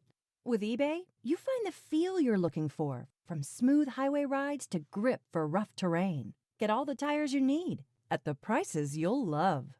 eBay. Things people love. Guys, you've heard of TRT, but you have no idea what testosterone can do for you. Once you start treatment, you'll wish you had done it sooner. Now you can take the TRT test for free at Synergenics and Low T Center. Walk in before 10 a.m. or book online at fixmylowt.com. Running a business means wearing multiple hats. So if you're like me, you probably started out using your personal phone, taking client calls and texts nonstop. As my business grew, I needed something smarter. That's when I switched to Quo, the #1 business phone system. Quo works right on your phone or computer. No carrying 2 phones, no clunky landline, just one easy app you can try for free. Your team can share one number and handle calls and texts together like a shared inbox. Any teammate can jump into the conversation so customers get faster responses. And Quo's AI assistant summarizes your calls and responds to customers 24/7, so you never miss a lead or opportunity. All this starts at just $15 a month. That's basically 2 coffees. You can even keep your current business phone number. Find out why 90,000 businesses trust Quo. No missed calls, no missed customers. Try Quo for free at quo.com/sports. That's quo.com/sports to try Quo free. QUO.com/SPORTS. JTV, Jewelry Television. With 80,000 jewelry looks, we're kind of a big deal. Even bigger with new lines of designer handbags, fragrances, and more. And biggest of all, because you could win a 7-night stay in Bali, spending money, and thousands worth of JTV jewelry, making you kind of a big deal. Enter by December 7th at jtv.com/sweepstakes. No purchase necessary. Then watch JTV on TV or shop jtv.com for big holiday deals. Hi, I'm Dr. Jason Garrett with Arasti. If you're tired of pain slowing you down from a recent injury or something that's been nagging you for years, we can help. At Arasti, we've earned the trust of over 8,000 physicians by delivering fast, lasting pain relief without painkillers or surgery. Our hands-on approach targets the root cause of pain, and most patients see results in just one visit. No referral needed, and it's covered by most insurance plans. So don't wait. Visit Arasti.com. That's AIRROSTI.com. Arasti. We fix pain fast. The following is a dramatization. Davis Law Firm. How can I help? Hola, mi esposo se lastimó en un accidente ayer. ¿Me puede ayudar? Claro que sí. Estamos aquí para servirle. I'm Jeff Davis. At Davis Law Firm, we're here for you 24/7. Our team of Texas attorneys has been helping people injured in car, truck, or 18-wheeler wrecks for more than 25 years. And there's no fee unless we win. Y hablamos español. If you've been hurt, call us at 444-4444. Davis Law Firm, San Antonio. Fans, this game's for you. UTSA is celebrating all the fantastic Roadrunners supporters at our Fansgiving game this Saturday, November 22nd, as UTSA football plays host to East Carolina at the Alamo Dome. Log on to goutsa.com/tickets or call the UTSA ticket office at 210-458-8872 to purchase your tickets today. UTSA versus East Carolina this Saturday in the Alamo Dome. Be there, because when we win, San Antonio wins. Hey, it's Reese Davis. Let's be honest, we can't keep an eye on everything. Unless you've got Blink Outdoor 4 cameras. While you're focused on the game, Blink's keeping an eye on your home. With up to 2-year battery life and with Sync Module XR, you can cover more space without constant maintenance. No wires, no worries. Blink helps keep an eye on what matters most. Get Blink today at the Home Depot. How doers get more done. 94.1 San Antonio Sports Star traffic from News Talk 550 KTSA. Good morning. A couple of trouble spots downtown. 35 lower levels southbound before I-10. That's a stall. It's taking up a left lane. And then road work continues on 35 upper level northbound I-10 to McCullough with 2 right lanes blocked. On 281 southbound, the off-ramp to get onto Jones-Maltsberger. Looks like we do have a stall off-ramp partially blocked. And then this stall at 1604 northbound at Hausman off to the shoulder. I'm Debbie Alcacer, KTSA Time Saver Traffic. San Antonio Sports Center. San Antonio Spurs snapped their 2-game Warriors losing streak with a 123-110 win over the Kings yesterday. Wemby was out nursing a calf. De'Aaron Fox filled the gap, 28 points and 11 assists. The Spurs had 38 assists on the game. They get back to work on Tuesday night with the Grizzlies in town at the Frost tip at 7 o'clock. In the NFL, the Houston Texans are back to 500 at 5-5 after a 16-13 walk-off win over the Tennessee Titans yesterday. It's going to be a short week to take on the Bills Thursday night. Tonight, the Dallas Cowboys get back to work. They're in Vegas for Monday Night Football. It'll be their first game without Marshawn Nealon. DeMarvion Overshown and rookie defensive back Siobhan Ravel are expected to make their season debuts, as are the newly acquired defensive tackle Quentin Williams and linebacker Logan Bliss. I'm Rob Thompson for 94.1 San Antonio Sports Star. Sports Center is brought to you by Buyers Barricades, the Texas authority in barricade rental. BuyersBarricades.com. From the studios of San Antonio Sports Star, reaching more sports fans than any station in South Texas. Welcome to the Morning Huddle with A.J. Hoffman and Rob Thompson. This is 94.1 San Antonio Sports Star. 7:03 on the Morning Huddle, 94.1 San Antonio Sports Star. We've been talking NFL all day. C-Note says Tampa should have won that game. Damn Josh Allen. I mean, if not for Josh Allen, that game's it might have been 100-3. Damn you, Josh Allen! Damn you! The Josh Allen, man. If there's a list of only player in NFL history to do X, Josh Allen's got to have about the most of those. Yesterday he was Superman. The only player in NFL history to have multiple games with 3 passing and 3 rushing touchdowns in the same game. Cam? No. The Lamar? only. Oh, he's the only one. The only. Cam, Lamar, only ones I can even think of that would be capable of doing it. Yeah. He's it. And it seems like every week Josh does something where it's like, yep, he's the only one who's ever done it. God, give him some help and get a Super Bowl. Do not let this talent go through the league. And this is not a Super Bowl roster. It's just not. Do not let this talent go through an NFL career without a ring. And I'll tell you what. Happened to Cam too, though. The Bills have to find a way, and it's going to take the Patriots falling off. They've got to find a way to have home field advantage. If teams have to go through Buffalo, it'll be tough because Buffalo's so tough to beat at home. But, I mean, this does not feel like a Super Bowl team, the Bills. They don't feel that. I mean, it feels like they've got a Super Bowl quarterback, but there's a lot. I mean, The And Bills, enough. the Ravens, and the Bengals have had Super Bowl caliber quarterbacks for the last 5 years, and none of them have done anything. So, But, that is enough to say it's still, even given what we saw yesterday, that team is still good enough to beat anybody in the NFL on any given day. And there's not too many teams that can say that. The game of the day on paper ended up being pretty competitive. Rams-Seahawks. We talked about this a little bit in that the Seahawks really kind of controlled the game, except for Sam Darnold couldn't stop throwing it to the other team. Defensively, I thought the Seahawks were great. I mean, that was one of Matt Stafford's worst games of the year. Just not that he was turning it over. He just didn't do anything. And Sam Darnold he just picked a bad day to be, jet Sam Darnold. I wonder how much of that was scheme and how much of that was Darnold. I don't know. I'm not. What I'm not going to do is panic on the Seahawks because like I said, this hasn't been Sam Darnold all year. I'm willing to now give him okay, for 2 years.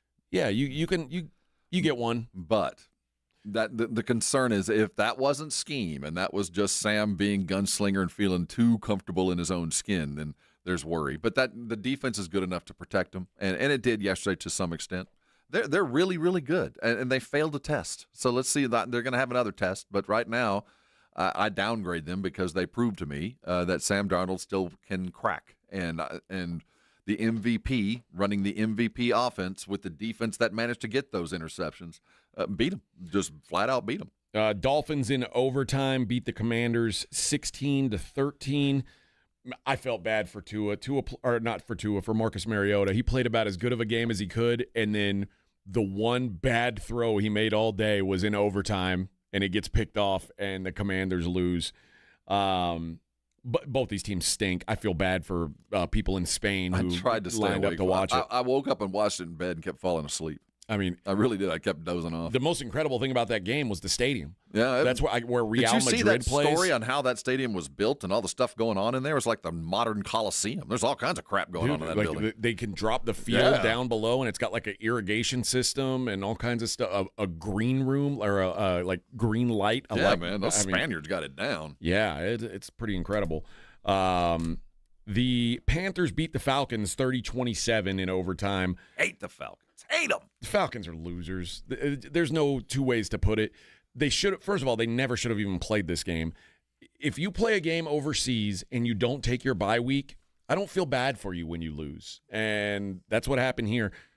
The Falcons, if you had said, okay, the Falcons are going to hold Rico Dowdle and Hubbard to 2.7 yards per carry. That's what the Panthers had. Well, they loaded up the front and forgot about the back. Bryce Young, 448 yards, 3 touchdowns, no picks. By far the biggest game of his career.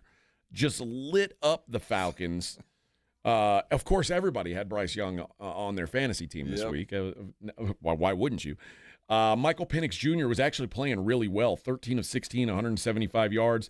He gets hurt. He hurts his knee, and they bring in Kirk Cousins, and the offense grinds to a halt. Kirk Cousins, 3.4 yards per attempt. That ain't going to get the job done. That's not going to feed the Bulldog. I just hate Atlanta. It serves you right. So carry on.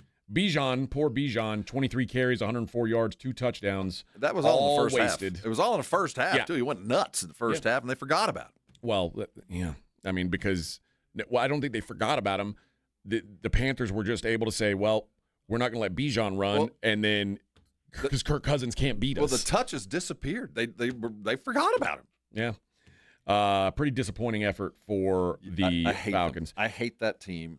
I hate that they're the way they play. I hate everything about them. Here's a team I hate. The Chicago Bears beat the Vikings 19-17. I don't the Bears are one of these teams, you cannot convince me they're good.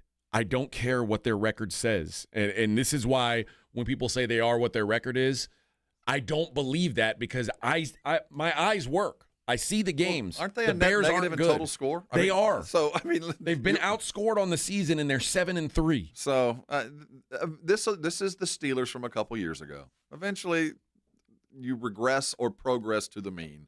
And the way they strutted off the field yesterday, we're all that. Okay. J.J. McCarthy stinks. Yeah, by McCarthy. the way. Well, he's a rookie, and we need to treat him like a rookie. And when he's protected and his feet are set, he's a good quarterback. But he does rookie things, and he did a couple of rookie things yesterday that really cost his football team. Yeah, I thought he stunk yesterday against a defense that I don't think is as good as. But at some point, though, I'm all about the Bears ain't what they think they are. They're not. No.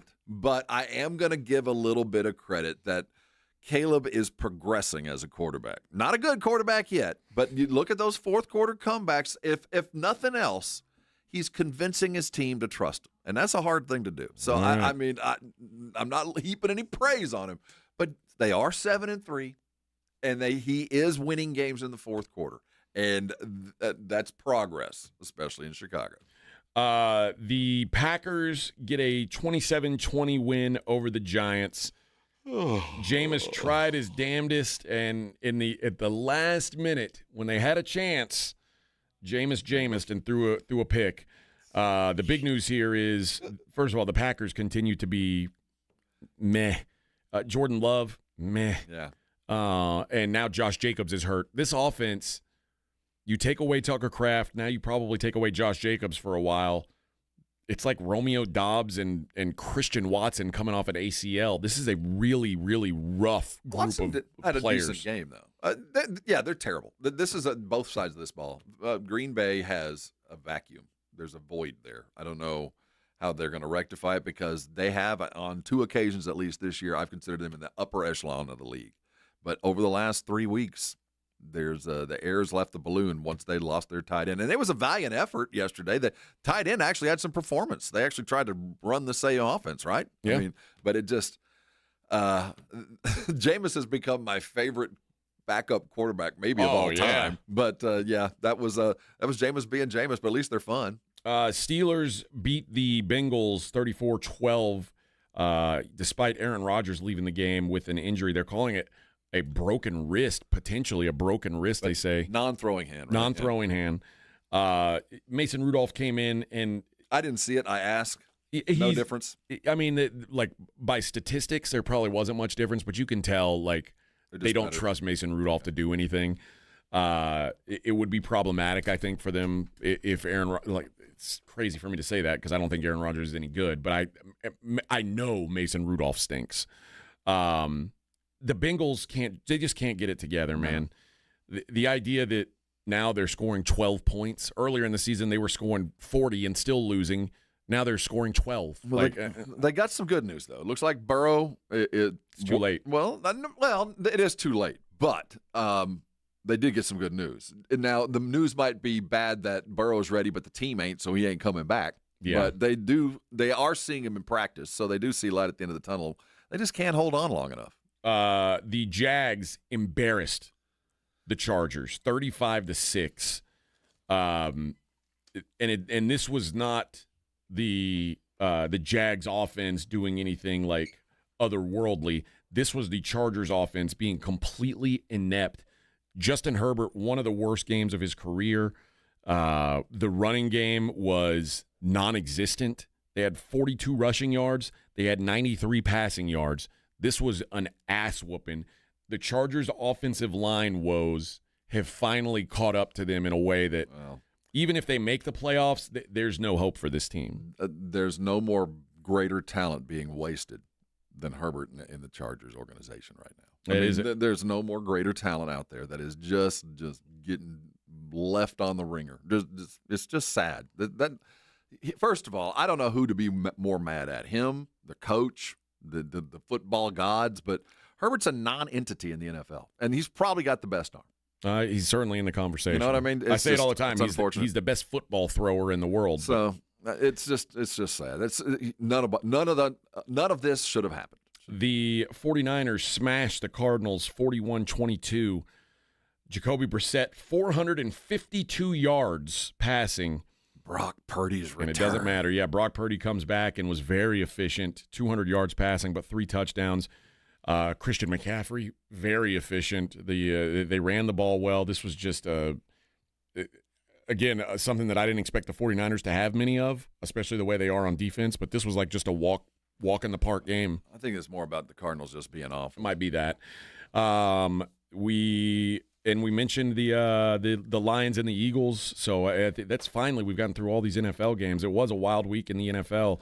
Only one to go, and that's tonight. The Cowboys at the Raiders wrap up Week 11, and the Cowboys favored by 3.5. Total is 50.5 out there in the desert. We'll get into that game a little bit later. When we come back, though, I want to dig into the weekend in college sports where, boy, Rob Thompson, I would imagine his blood pressure was on a roller coaster. We call it Aggie AFib.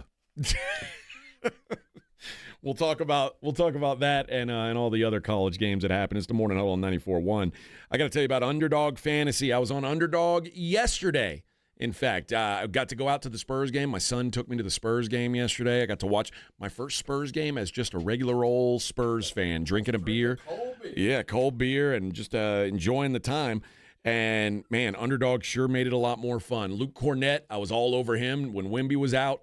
I knew that he was going to be having some success, had way higher on his rebounds, wasn't even a sweat, and I knew Fox was going to have a big day. And I think Fox will keep having big days if Wemby misses time. It's so simple. You pick whether your favorite players are going to go higher or lower on their stats, and if you're right, you could win up to 5,000 times your cash. Download the app today. Use my promo code Alamo. You'll score $100 in bonus entries when you play your first $5. That's promo code Alamo. Underdog. Make picks. Win money. Must be 18 plus and present in Texas. Terms apply. See assets.underdogfantasy.com/web/play and get terms _DFS_.html for details. Concerned with your play? Call 1-800-GAMBLER or visit www.ncpgambling.org. Dallas Cowboys fans, come on down! It's AJ and Rob from the Morning Huddle, and you could be the next contestant on The Stat Is Right. Every week leading up to the week of the Cowboys home game, AJ and Rob toss out a Cowboys player and a stat from the upcoming home game. Passing yards, rushing yards, number of times Dak adjusts his wristband mid-play, or perhaps CeeDee Lamb mouthguard chews per quarter. Whatever. All you have to do is predict that stat, get the closest, and bam! You're headed to Jerry World with a pair of tickets to the next Cowboys home game. Think of it like The Price is Right, but instead of winning a blender, you get to scream, "How about them Cowboys?" inside AT&T Stadium. So study up, Cowboy Nation, and listen to the Morning Huddle to play. The Stat Is Right. Only on 94.1 San Antonio Sports Star, South Texas home of the Dallas Cowboys. Stay warm and save money this winter with a heater tune-up from Right Home Services. Their expert techs make sure your system runs efficiently and safely. Call 210-444-0000 or visit righthomeservices.com. Get it done right. The right stuff. Find great savings at our Red Tag sales event at North Park Chevy in Castroville. Get $15,000 off MSRP on the new 2025 Silverado 1500s. Save $10,000 off MSRP on the new 2025 Silverado Heavy Duty. Buy a new 2026 Equinox for the low price of $24,999. Or get a 2026 Traverse for $36,999. Together, let's drive North Park Chevrolet by Loop 410 in Castroville or at npchevy.com. Must qualify. Call 830-355-2107 for full price and offer details. By texting 24700, you agree to receive recurring automated marketing messages from J.Crew Factory. Message and data rates may apply. No purchase required. Terms apply. Available at jcrew.com. At J.Crew Factory, we think shopping should be fun, really fun, as in scoring our exclusive collection of classic styles for the whole family at prices that can't be beat. And today, save even more. Just text GIFTING to 24700 to receive an extra $25 off your purchase of $75 or more at your nearest J.Crew Factory store. This holiday season, discover perfect presents for you and your crew. Shop cozy matching pajamas, toasty sweaters, amazing outerwear, festive accessories, and so much more. Get in the spirit at J.Crew Factory, where we have incredible deals every single day. Visit jcrewfactory.com to find your nearest San Antonio area store today. But first, get an extra $25 off your purchase of $75 or more when you text GIFTING to 24700. Text GIFTING to 24700 to get your $25 off coupon. That's GIFTING to 24700. See a store associate for details. You like saving money, right? We all do. That's why Allstate just lowered the price of car insurance. But wait, there's a catch. Lower. Actually lower. So if you're shopping around or just want to see how much you could save, check Allstate first for a new lower auto rate that could save you hundreds. You're in good hands with Allstate. Not available in every state. Only applicable for new auto insurance business. Rates will vary by several factors, including how you purchase the policy. Potential savings vary. Allstate North American Insurance Company and affiliates, Northbrook, Illinois. I know that hiring can be challenging. You need someone to match your role perfectly.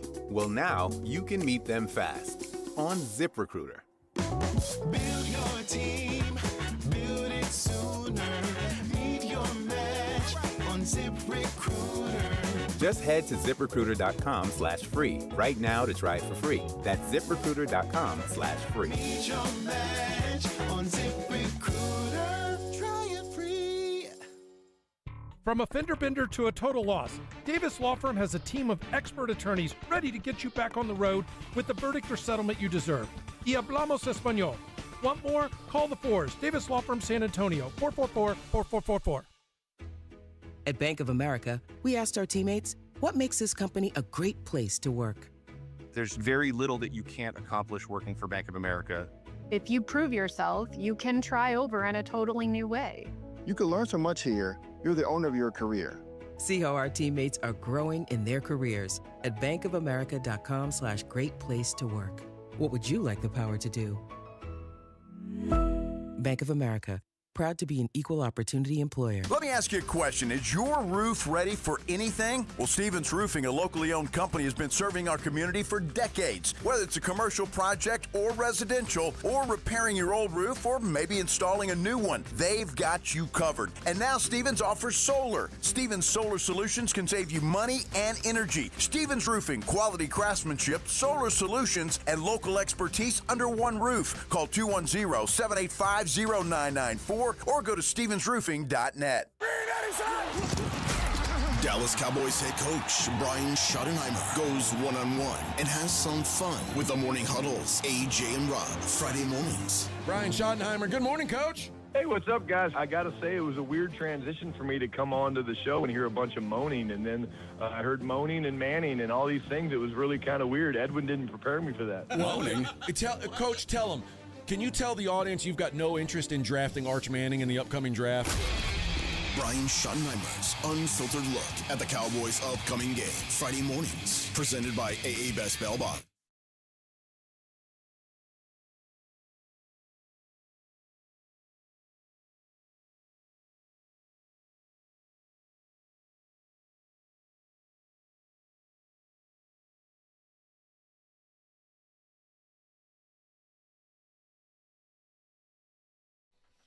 It's Football Monday on the Morning Huddle,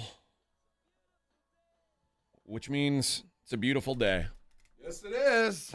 Beautiful day if you are a fan of the Fighting Aggies of Texas A&M. Well, I mean, it was almost a really, really, really bad day. Half the time it was.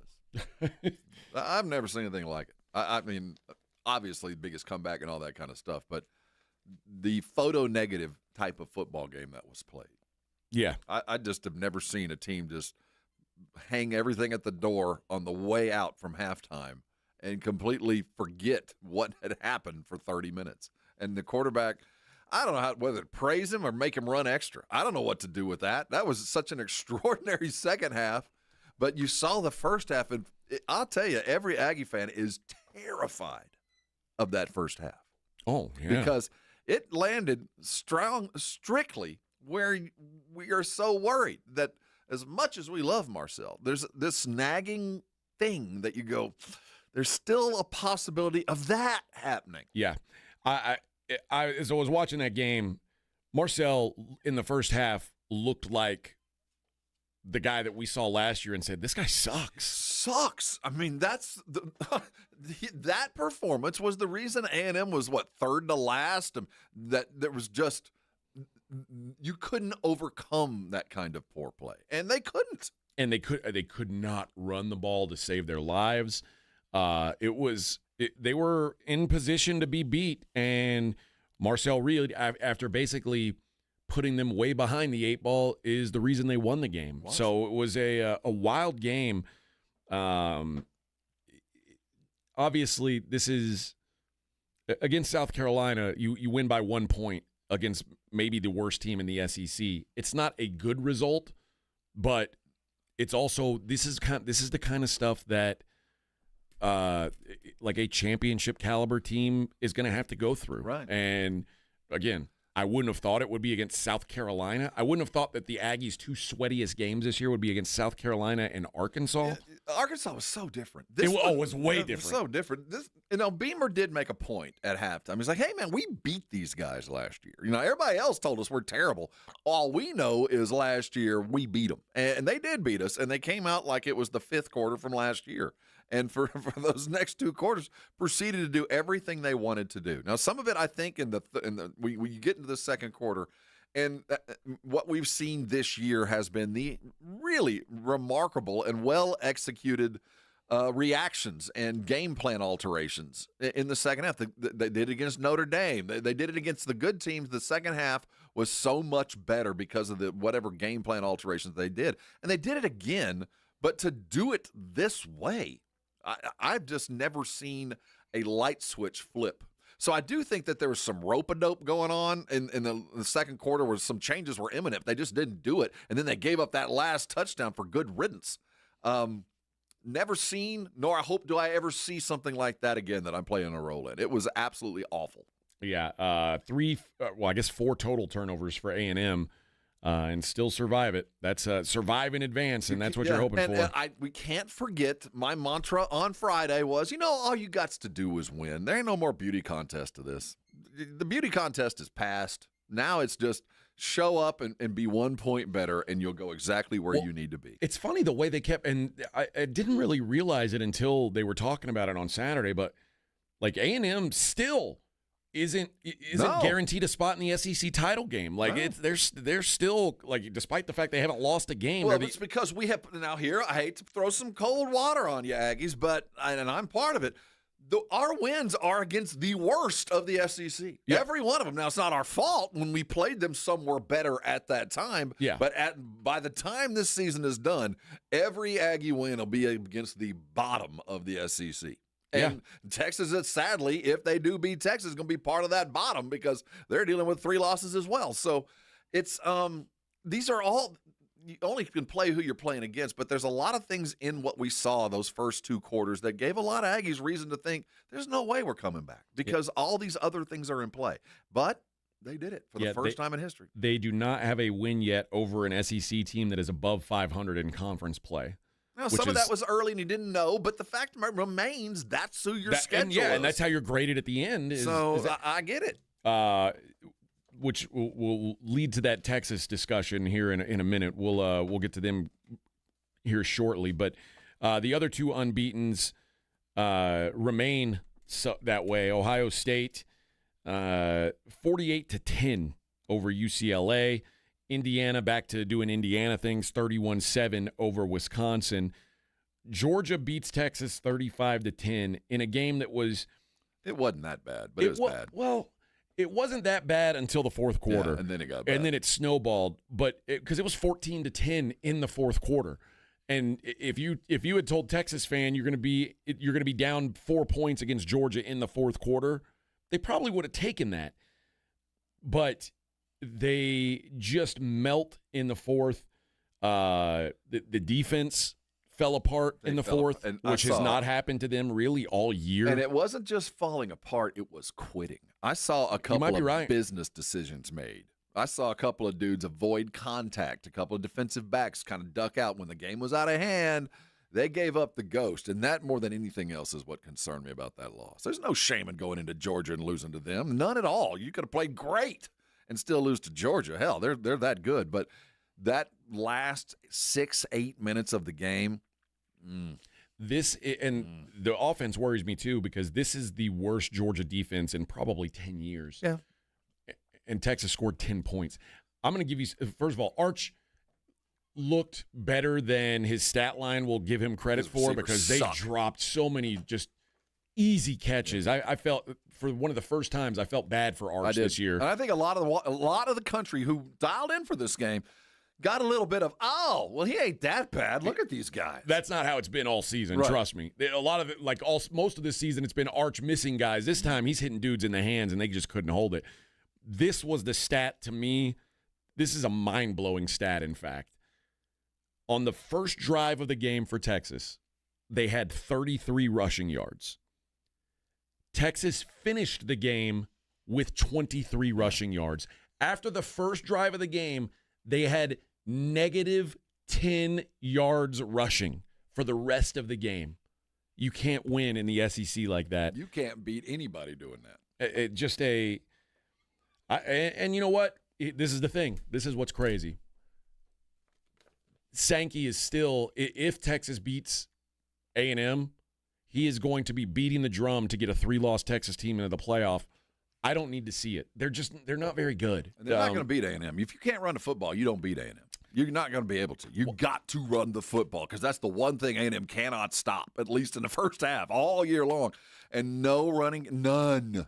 Yeah, none. I still think this game, the Texas A&M game, is still unless they're playing throw possum. everything else out of the. That was as bad a quarter as Texas has played all year. Oh, I mean, they gave up the ghost. There was lack of effort. There was lack of ingenuity. There was lack of everything in the fourth quarter on the road. I will point you to the first quarter against Florida. True. It's like I don't even know how that, and Florida stinks. But yeah, Texas probably ended their season yet on Saturday. But again, that Texas A&M game. Bedlam's done. So can we take Bedlam? That's done, right? Maybe it's got to be Bedlam. No, it doesn't sound right. Yeah, it just doesn't sound right. Speaking of Bedlam, Oklahoma got a big road win, 23-21 win at Alabama. We continue to talk about Alabama struggling against quarterbacks who can run the football, and it happened once again. If you're John Mateer, Mitch, what's his name? John? Yeah. John, do you stay in school another year? Yeah. Yeah, I think he could be the number one pick next year if he can stay healthy. I'm telling you, man, that arm that he had the first 2 or 3 games ain't back yet. But those legs are enough to really, given what the modern NFL looks like, he looks like a prime candidate to be a high draft pick if he can just prove he can get the ball kind of downfield. Yeah, I don't know if I'm going there, but I think he is a fine college quarterback. Alabama, they're going to look back at this and go, damn it, how did this happen? I think Preston was kind of exposed. I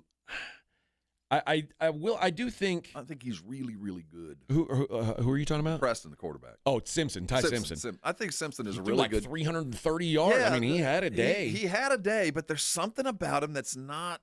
I don't know. But I don't discount Alabama any more than they lost to a really good OU defense, and they probably should have found something more than a lot of yards. I don't know what it was about Preston's game that I thought. I keep calling him Preston Simpson. What's funny about Alabama is Alabama and Texas find themselves in a very similar spot right now because they are going to finish the season against their biggest rival with any hope of a playoff on the line now. Like now, but they get Auburn. That's true. Yeah, but it's a lot easier for them. Like I've said before with the A&M and Texas, very often in that Iron Bowl, it doesn't matter how good Alabama is. That's a game that they can. They looked flawed yesterday. They did. Yep. There's something about that offense that they can't run the football again. And in the SEC, you're going to have to be able to run it, or you're going to have a Heisman caliber quarterback. And they don't have either. Not yet, anyway. Texas Tech 48-9 against Central Florida. Poor Central Florida, probably regretting not being in the American Conference anymore. Texas Tech, it's hard to judge Texas Tech because they play in the Big 12, but they've taken care of business. I got to give them credit where it's due. We'll see how it looks when they start playing Big 10 and SEC teams, against who they're playing, they are rolling. Ole Miss survives against Florida. They get a comeback, 14 points in the fourth quarter to win that game. They were down.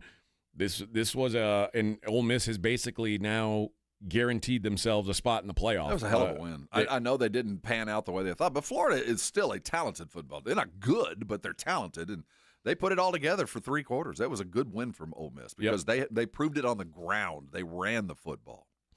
Notre Dame 37, Pitt 15. Notre Dame. I think it's going to be tough to keep them out now. Oh, they're in. Unfortunately, I think it's going to be tough to keep them out. Everybody was hoping, but I think they're screwed now. BYU 44, TCU 13. Didn't see that coming. TCU stinks. They do. What a mess. And speaking of stinks, other Texas teams stink. Baylor gets obliterated by Utah, 55-28 at home. Utah. I've seen Utah do that to plenty of good teams in their house, but them going on the road and doing that, you woof. The discussion all weekend was, how does Aranda still have a job? How is he still there? I mean, it's a reasonable. It could be a question to ask. A sleeping middleweight. Here's my question. Miami wins 41-7 against NC State. You said Notre Dame's in. Yeah, they're in. Miami and Notre Dame are both 8-2. Yes. Miami beat Notre Dame. Doesn't matter. Does that not bother you at all? Because it's not like Notre Dame played some great schedule. No. Their best wins are USC and Pitt. Yeah, but I know that the ACC is terrible. And I do too. And Notre Dame's been playing equivalent talent. It wasn't like Notre Dame was playing American Conference teams every week. They were playing the same level of talent that there is in the ACC, and Notre Dame is a better football team. And you don't get to go from the ACC unless you win your conference. They beat them head-to-head. They have the same record. Yeah. And Notre Dame is playing Purdue and Arkansas and who's and Miami Boston playing? College. North Carolina State. And so those are also games that Notre Dame has played. I'm telling you that eye test tells me Notre Dame's better. I don't disagree, but they played head-to-head, Rob. But that has to matter. It does week in one. the last month. It doesn't matter in week one. That's a freebie. That's a gimme. I can't. That is setting a really bad precedent. Hey, I hate that's not a precedent. That's what it's always been. I mean, and it's Notre Dame, which has also always been. If two teams with the same record play head-to-head and you put in the team that won or put in the team that lost, that sets a bad precedent. But with it's not uncommon. It's the ACC, and I put this on the committee. I mean, they put him in a false placeholder knowing full well that they are not going to make the tournament. I agree. And they put him up there for whatever reason, knowing full well it ain't going to happen. Georgia Tech survives against a atrocious Boston College team, 36-34. Georgia Tech now 9-1 on the season. USC 26-21. Talk about surviving. They came back and beat Iowa in a monsoon. If you had told me that USC and Iowa were going to play in a monsoon, I would have said, boy, that's bad news for USC. 2 tough losses in a row for Iowa. Yep. I mean, man. Michigan survives against Northwestern 24-22. Fraud Bowl, Virginia 34, Duke 17. Wasn't as close as the final score says. Duke scored a couple late touchdowns, but they got their ass kicked. Tennessee 42-9 over New Mexico State. Maybe the result of the day, Navy knocks off South Florida. And Navy at 8-2, even though I know Navy's not good, they might be the group of five team, which is crazy to think. And college football would be much happier for it. It wouldn't be the best thing, but I'll tell you what, it'd make for a great story. I don't want that. That quarterback that they've had at Navy there for the last couple of years, he's solid. This is a thing that's been slowly building. This isn't a surprise. They've been putting this team together. They're not your mother's or father's Navy football team. But that same team I saw get waxed by North Texas. I mean, just run out of the gym. Yeah, I mean, when they win, they survive. When they lose, they get. I mean, they lost by almost 40 to Notre Dame. And that team is going to be in the playoff, maybe. Hey, it's good to know that Navy can make it. Although I think you don't have to have NIL at all. I think North Texas, who is sitting at 9-1 overall with a head-to-head win over Navy, is probably in the catbird seat. Which would also be another story that would be spectacular. Yeah. North Texas in the playoff. North Texas has only 2 games left, Rice and Temple. If they go 11-1, they're probably the ones getting in there. That's awesome. And finally, Cincinnati falls to Arizona 30-24 in a game that literally no one cared about. Big 12 action. Yeah, so there you go. There was your week of action in college football. Texas State, I'd be remiss if I didn't give them some credit. They play Southern Miss. And our hometown got UTSA. A dominant win. UT San Antonio got a win. 28-7. against one of the worst teams in college football. They haven't been very good on the road, so they needed a road win. Take it where they can get it, man. They're almost bowl worthy, baby. They are one game away from bowl eligibility with East Carolina and Army left. East Carolina's pretty good. They are. Army is kind of not East Carolina, middle of the pack. But they do get both those games at home. So all they got to do is split at home, and they get a bowl game. Beat Memphis this week, didn't they? Yes. Yikes. Yeah. That's a good team. East Carolina now 5-1 in the American, 7-3 overall, and their losses are to their other two losses are to Power 4 programs. This is going to be BYU a game, and North Carolina State this Saturday. This is going to be a game fans matter. This is a big time one. Yep. You got to get out there. All right, we'll wrap up the 7 o'clock hour on the other side. Before we go, though, I do want to give away a pair of tickets to the Growlers. No, it's not what you're thinking. Not what I went through this morning. The Growlers playing the Aztec Theater. Do I have a date for them? Where are we? Oh, here we go. North America Tour 2026. April 2nd at the Aztec Theater. You want to go see the Growlers? Let's go with caller number 2. Caller number 2, you'll win a pair of tickets to go see the Growlers April 2nd at the Aztec. All right, we'll be right back. Morning Huddle 94.1. Oh, it's Blue Bonnet Bunkin' Biscuit. Let's talk about where we're going this weekend or on Wednesday. We're having a party, a tailgate on Wednesday. We're going to be out there all day. The San Antonio Sports Star going to be representing out there. They are our official pet resort, and we're going to show you. So come out and join us on Wednesday. We're going to get there early and all day long. Whether you're coming by after work, bring your pet and let them see what this place is like, because Blue Bonnet Bunkin' Biscuit is by far the finest pet resort in this part of the world. They're just a hop, skip, and a jump away from the airport if you're heading out of town. Easy drop-off and pick-off. They're on 35, just outside of 1604, right by Gilman, really. We're talking about thousands and thousands of square feet of both indoor and outdoor fun times for your dogs. They've got the kennels to prove that they've got the highest coverage and protection and taking care ofness of any of your dogs you're going to see. And when you go see what they've got there, they've got each individual kennel. They got the camera work, they got the raised bed, and they got everything your pets are going to like or need, whether you're going to be gone for just the afternoon or for a long vacation. Holiday times are coming, so go ahead and get your time scheduled in so you make sure your pets have a place to stay in the resort so they can have more fun than you do when you're off at Granny's house. Go over by and see us on Wednesday. That's Blue Bonnet Bunkin' Biscuit on Wednesday. We're having a tailgate, and it won't be any fun unless you come see us. We're going to be there all day. You should come by. That's Blue Bonnet Bunkin' Biscuit. We'll see you on Wednesday. 94.1 San Antonio Sports Star traffic from News Talk 550 KTSA. Good morning. As we get more traffic volume on the roadways, we're starting to slow down. Got a stall at 1604 Frontage Road westbound, Boulevardy Road right lane. On 281 southbound, that off-ramp to Jones Maltzberger, the off-ramp partially blocked with a broken down vehicle. We're slowing down 1604 northbound, Calabria up to Houseman, and about a 10-12 minute ride 90 eastbound 211 on over to Loop 410. Still have this ongoing road work downtown at 35 upper level northbound between I-10 to McCullough, 2 right lanes blocked. I'm Debbie Alcacer, KTSA Time Saver Traffic.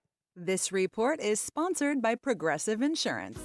At Progressive Insurance, you can keep your career moving forward with growth opportunities, great pay and benefits, and one of the country's top workplaces. Go to careers.progressive.com and apply today. That's careers.progressive.com. Actual price will depend on product and subscription plan. Featured products are compounded drug products, which the FDA does not approve or verify for safety, effectiveness, or quality. Prescription products require an online consultation with a healthcare provider who will determine if appropriate. See website for details, restrictions, and important safety information. Want a boost in and out of the bedroom? Hims has you covered. Introducing a new 2-in-1 approach to level up your game. Tadalafil for better bedroom performance and zinc for testosterone support. Put it all together and you've got what you need to turn things all the way up. Getting started is simple. Just go to hims.com/radio to start your free online visit. Through Hims, you can access ED treatments including pills, chews, and more. 100% online. No office visits, no pharmacy lines. Just fill out a simple intake form and a licensed medical provider will determine if treatment's right for you. If prescribed, it ships free and discreetly to your door. Find affordable treatment options at up to 95% less than brand names at hims.com/radio. That's hims.com/radio. HIMS.com/RADIO. Guys, you've heard of TRT, but you have no idea what testosterone can do for you. Once you start treatment, you'll wish you had done it sooner. All the guys I know that go to Synergenics and Low T Center for TRT love it. The TRT test is free, not hundreds of dollars. The testo is pure, not compounded. Guys feel full of energy, not like they're still waiting for it to kick in. Get in now for your free TRT test. No appointment necessary before 10 a.m. or book ahead at fixmylowt.com. At Bank of America, we asked our teammates, what makes this company a great place to work? There's very little that you can't accomplish working for Bank of America. If you prove yourself, you can try over in a totally new way. You can learn so much here. You're the owner of your career. See how our teammates are growing in their careers at bankofamerica.com/great place to work. What would you like the power to do?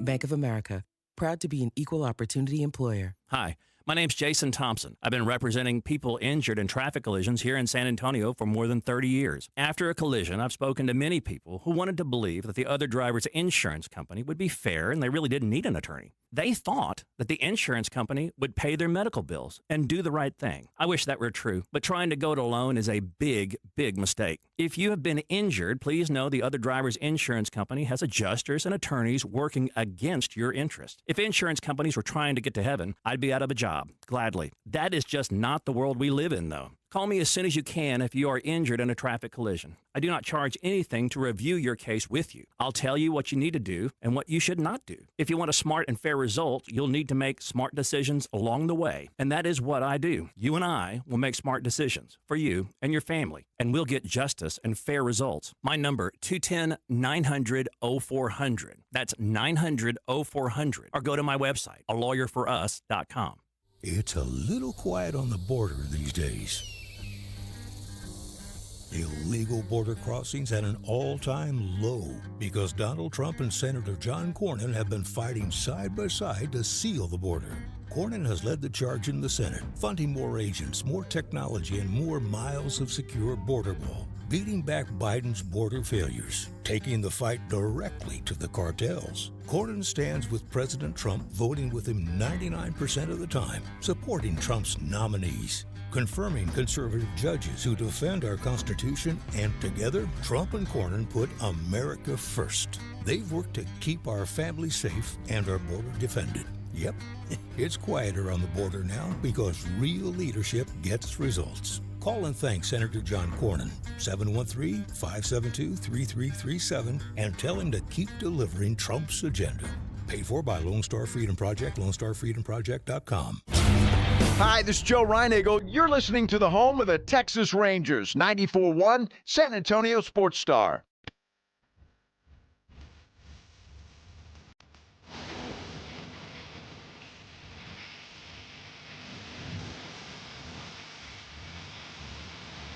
All right. Somebody on the Brigade Bar said,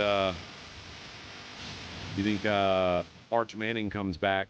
Or you think Arch is going to stay? I don't think Arch has much choice. I think Arch is going to stay. Yeah, like you mean like stay at Texas or stay in college? I Both think are both. definite yes. Yeah, both are definites. But yeah, that's what a disappointing year for Bevo. Let me tell you, if that offensive line doesn't come together, those two edge rushers at A&M are going to meet at the 1 and 6 and destroy him. And if he's having any trouble making quick decisions on 2nd and long, 3rd and long, look out, man, because that seems to be where he gets in trouble. When the pressure's in his face, and that offensive line has not protected him this year. He is not as bad as most Texas fan thinks he is, and he's not as good as Sarkisian thinks he is. Well, he's not as good as they thought he was going to be, certainly. Yeah, he is not terrible, but he's a freshman, and he can deliver when given time and having receivers that he trusts. But the fourth quarter against Georgia was just one of those where you got the best picture of Arch because he did play a decent game. Yeah, this was the first time all year that Texas has gotten their ass kicked, and as much heat as they've gotten. They played Ohio State tougher than anybody's played Ohio State. And losing to Florida is embarrassing, period. But they lost by 1 score. This was Georgia stomped them. And give them credit. It's a tough place to go win. But they just weren't. They weren't ready for that. Mm-hmm. And I think the one thing they've got going for them is their last 2 games are big rivalry games that I would imagine even a team that's beat down is going to be up for. Well, Arkansas is not going to be a cakewalk. No. I mean, they're that quarterback is athletic as anybody in the country. And Petrino, I guarantee you, is going deep into the playbook. Well, I got news for you. I don't think Texas looks if they are looking at anybody as a cakewalk, they're making a huge mistake. That's true, man. This team is not good enough to do that. Texas is a 10.5-point favorite against Arkansas. This is right. That seems about right, but they are at home. If I had to bet it today, I would bet Arkansas. And especially because I think most of these Texas players are going to be looking ahead to next week or to Black Friday, I guess, against that A&M team. That film will shock them back into this week. Who's the DC for Texas? Why can't I think of his name off the top of my head? There's a couple of specific plays. Kwiatkowski. Yeah, where your defensive backs made business decisions, where they got out of the way. Like, well, we're already going to lose. I'm going to give them a touchdown. Just whiff. I'm not going to take on that block.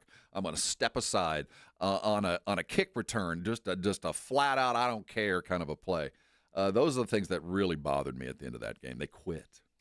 Casey says, we're about to find out what kind of coach Sark is. No playoffs to play for. Team may be thinking NFL, etc. Like I said, it sounds crazy. If a 3-loss team can get in the playoff, it would be Texas. I don't think they will, but I think they're still going to hold out hope that there's a possibility.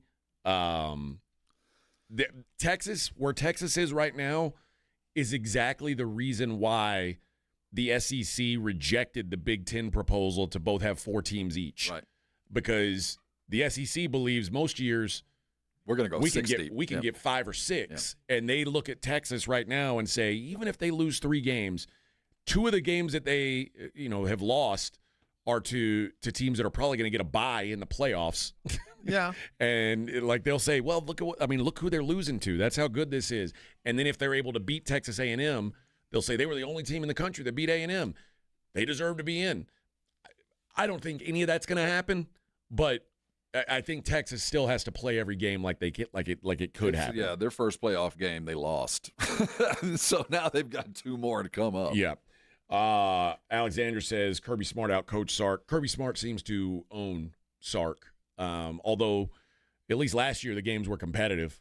This one, well, I don't know. It's so hard to put together whether or not this was a blowout or not. The final score says it was a blowout, and this is not the best Georgia team. No, that's the thing about this. This was a no. team coming into it where it looked like Texas up and really for 3 quarters, Texas was in a position to make a play or 2 and go win it and kind of shock the Georgia fan. They just were never capable of doing what needed to be done. There were just too many loose ends.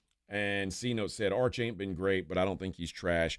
I don't think he's trash either. I think Texas's offensive line is really problematic, and they need to get some kind of gallery furniture or Red McCombs money to spend on that offensive line in the offseason. Everybody who signs, don't they get $50,000 off the top? I think so. Get a truck or something.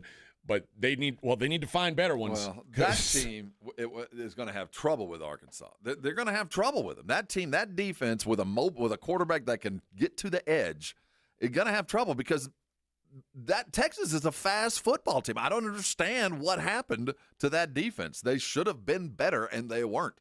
And Arkansas, if nothing else, is athletic. Now, they're going to lose it close, and if there's a bad thing to happen, it'll happen to them. But if you're looking past this game with all those hillbillies coming into Austin, you better look out. Well, remarkably, Texas does do well against mobile quarterbacks. Lagway, who normally would beat you with his legs, he beat him with his arm. He couldn't run at all. Diego Pavia couldn't run at all against Texas. They've done a really good job holding down mobile quarterbacks. But is Texas's offense going to show up now? You have to question that every week. It's just, Texas is just a very flawed team. It's kind of like I was saying about Cincinnati. Just when you think they've got it figured out on one side, the other side just craps their pants, and they're an unreliable team is all they are. It's the nicest way to put what Texas is right now. All right. When we come back, I want to dig into the weekend that was for the San Antonio Spurs. Friday, pretty rough result. Yesterday, no Wemby, no problem. We'll talk about that. There's one reason why it happened, and it was great. Well, I'm looking forward to hearing it. It's the Morning Huddle 94.1 San Antonio Sports Star.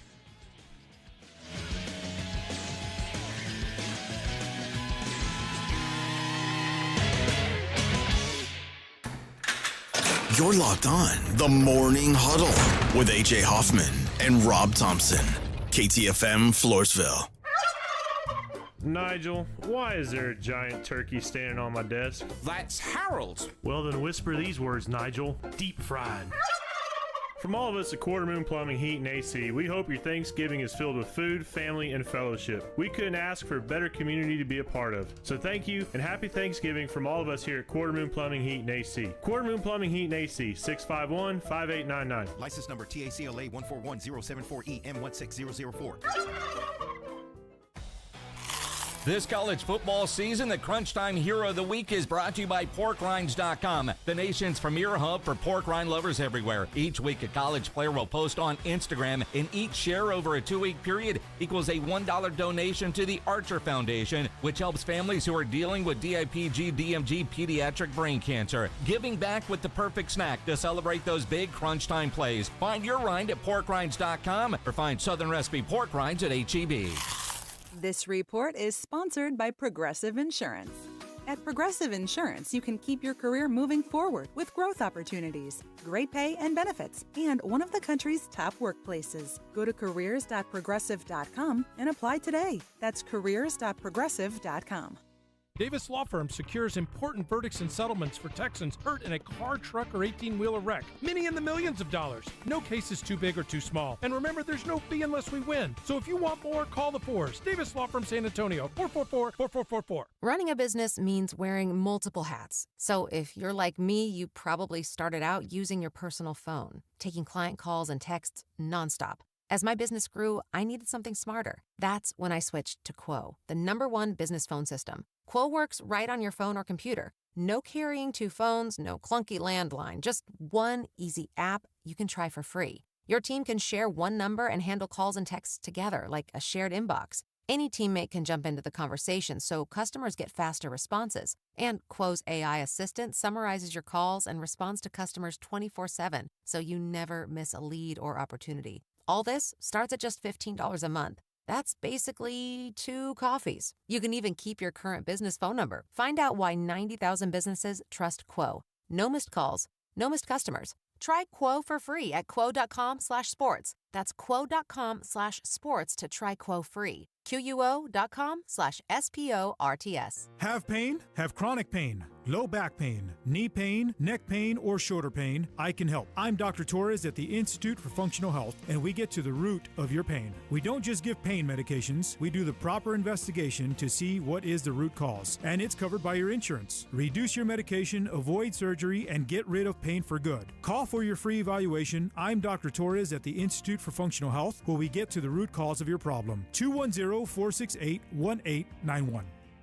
By texting 24700, you agree to receive recurring automated marketing messages from J.Crew Factory. Message and data rates may apply. No purchase required. Terms apply. Available at jcrew.com. At J.Crew Factory, we think shopping should be fun, really fun, as in scoring our exclusive collection of classic styles for the whole family at prices that can't be beat. And today, save even more. Just text GIFTING to 24700 to receive an extra $25 off your purchase of $75 or more at your nearest J.Crew Factory store. This holiday season, discover perfect presents for you and your crew. Shop cozy matching pajamas, toasty sweaters, amazing outerwear, festive accessories, and so much more. Get in the spirit at J.Crew Factory, where we have incredible deals every single day. Visit jcrewfactory.com to find your nearest San Antonio area store today. But first, get an extra $25 off your purchase of $75 or more when you text GIFTING to 24700. Text GIFTING to 24700 to get your $25 off coupon. That's GIFTING to 24700. See a store associate for details. Since 1993, Thomas J. Henry dedicated himself to building a firm that injured clients can trust and respect.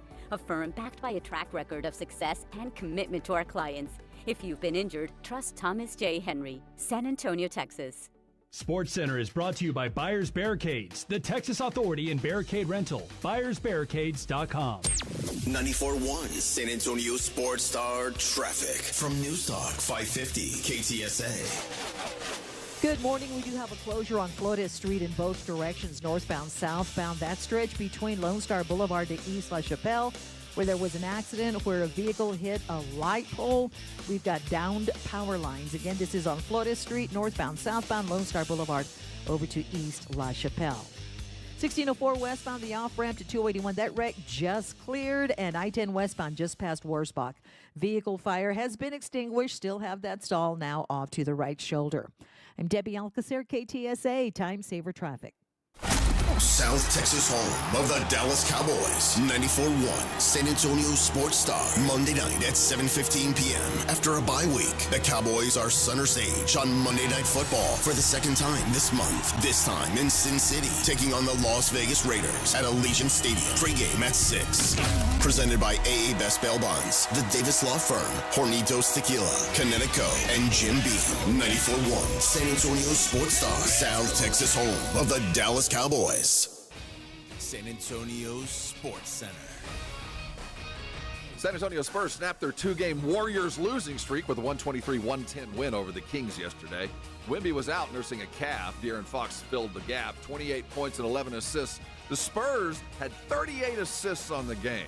They get back to work on Tuesday night with the Grizzlies in town at the Frost, tip at 7 o'clock. In the NFL, the Houston Texans are back to 500 at 5-5 after a 16-13 walk-off win over the Tennessee Titans yesterday. It's going to be a short week to take on the Bills Thursday night. Tonight, the Dallas Cowboys get back to work. They're in Vegas for Monday Night Football. It'll be their first game without Marshawn Nealon. DeMarvion Overshown and rookie defensive back Siobhan Ravel are expected to make their season debuts, as are the newly acquired defensive tackle Quentin Williams and linebacker Logan Wilson. I'm Rob Thompson for 94.1 San Antonio Sports Star. From the studios of San Antonio Sports Star, reaching more sports fans than any station in South Texas. Welcome to the Morning Huddle with AJ Hoffman and Rob Thompson. This is 94.1 San Antonio Sports Star.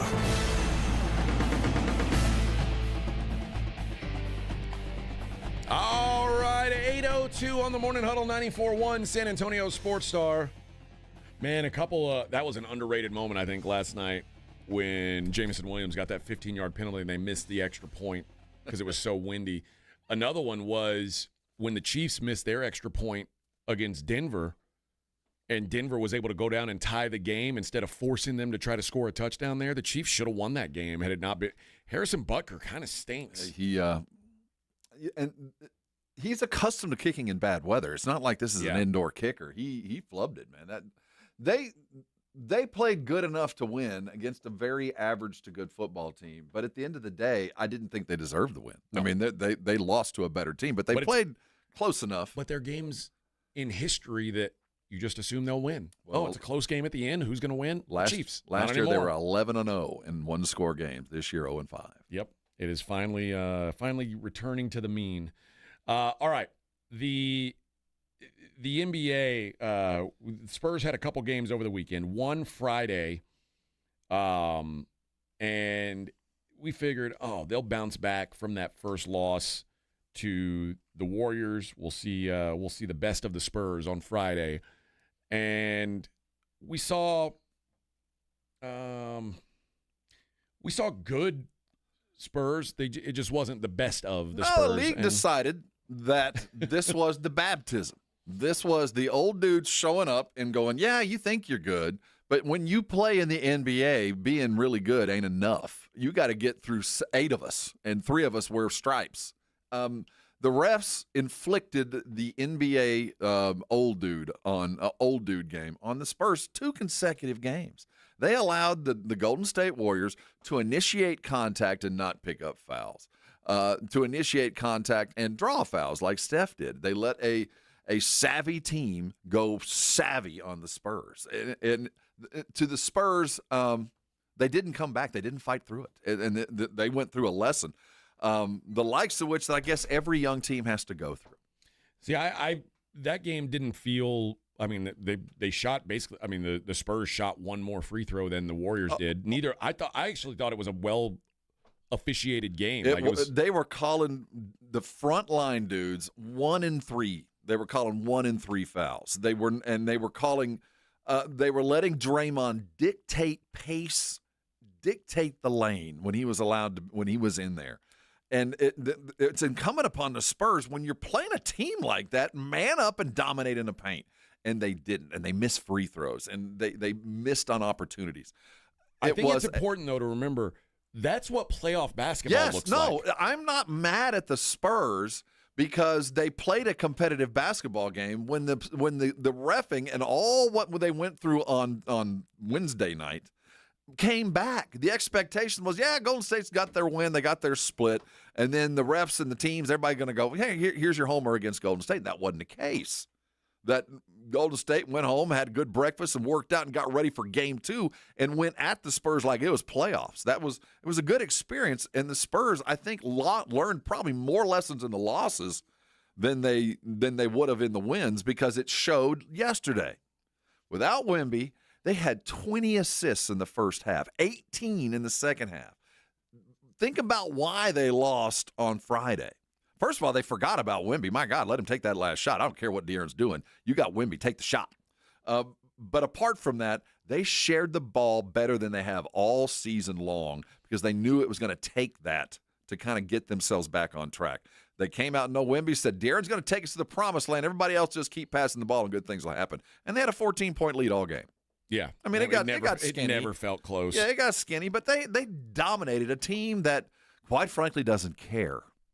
Sacramento, they're talented. We talked about them like, why they should be better than they are. They don't care. No, I thought that the game, the Warriors game, the second Warriors game, I saw some positives in it. First of all, sometimes if Steph Curry goes 9 of 17 from 3, it's hard to beat that guy. Like, sometimes Steph Curry just turns into 2 games in a row. 2 games in a row? 2 games in a row. I mean, at some point you go, maybe we defend that guy. Maybe we try something new. But that's what the league's been saying for 10 years. years. You're right, but 2 games in a row?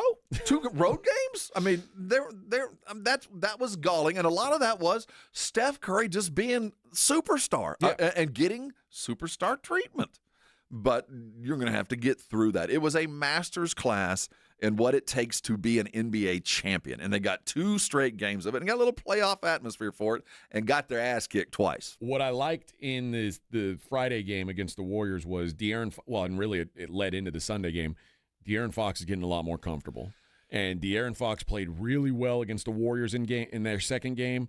And De'Aaron Fox was the unquestioned best player on the floor. That was the plan yesterday. Go show your boys something tonight. And he just dominated. Mm-hmm. And he and quite frankly Harrison Barnes, the 2 former Kings, were the ones who dominated that game with no Wemby. And it is funny because we've talked a lot about sometimes the game feels a little too fast when Fox is out there, like he's rushing things a little. That's just what he is. Like he wants to play with that pace. That's always been the case. When Wemby's not on the floor, it's more natural, and it's more effective. Mm-hmm. Not that you want them to find a balance with each other. Obviously, you want your 2 best players to have some sort of cohesion, and I think they will.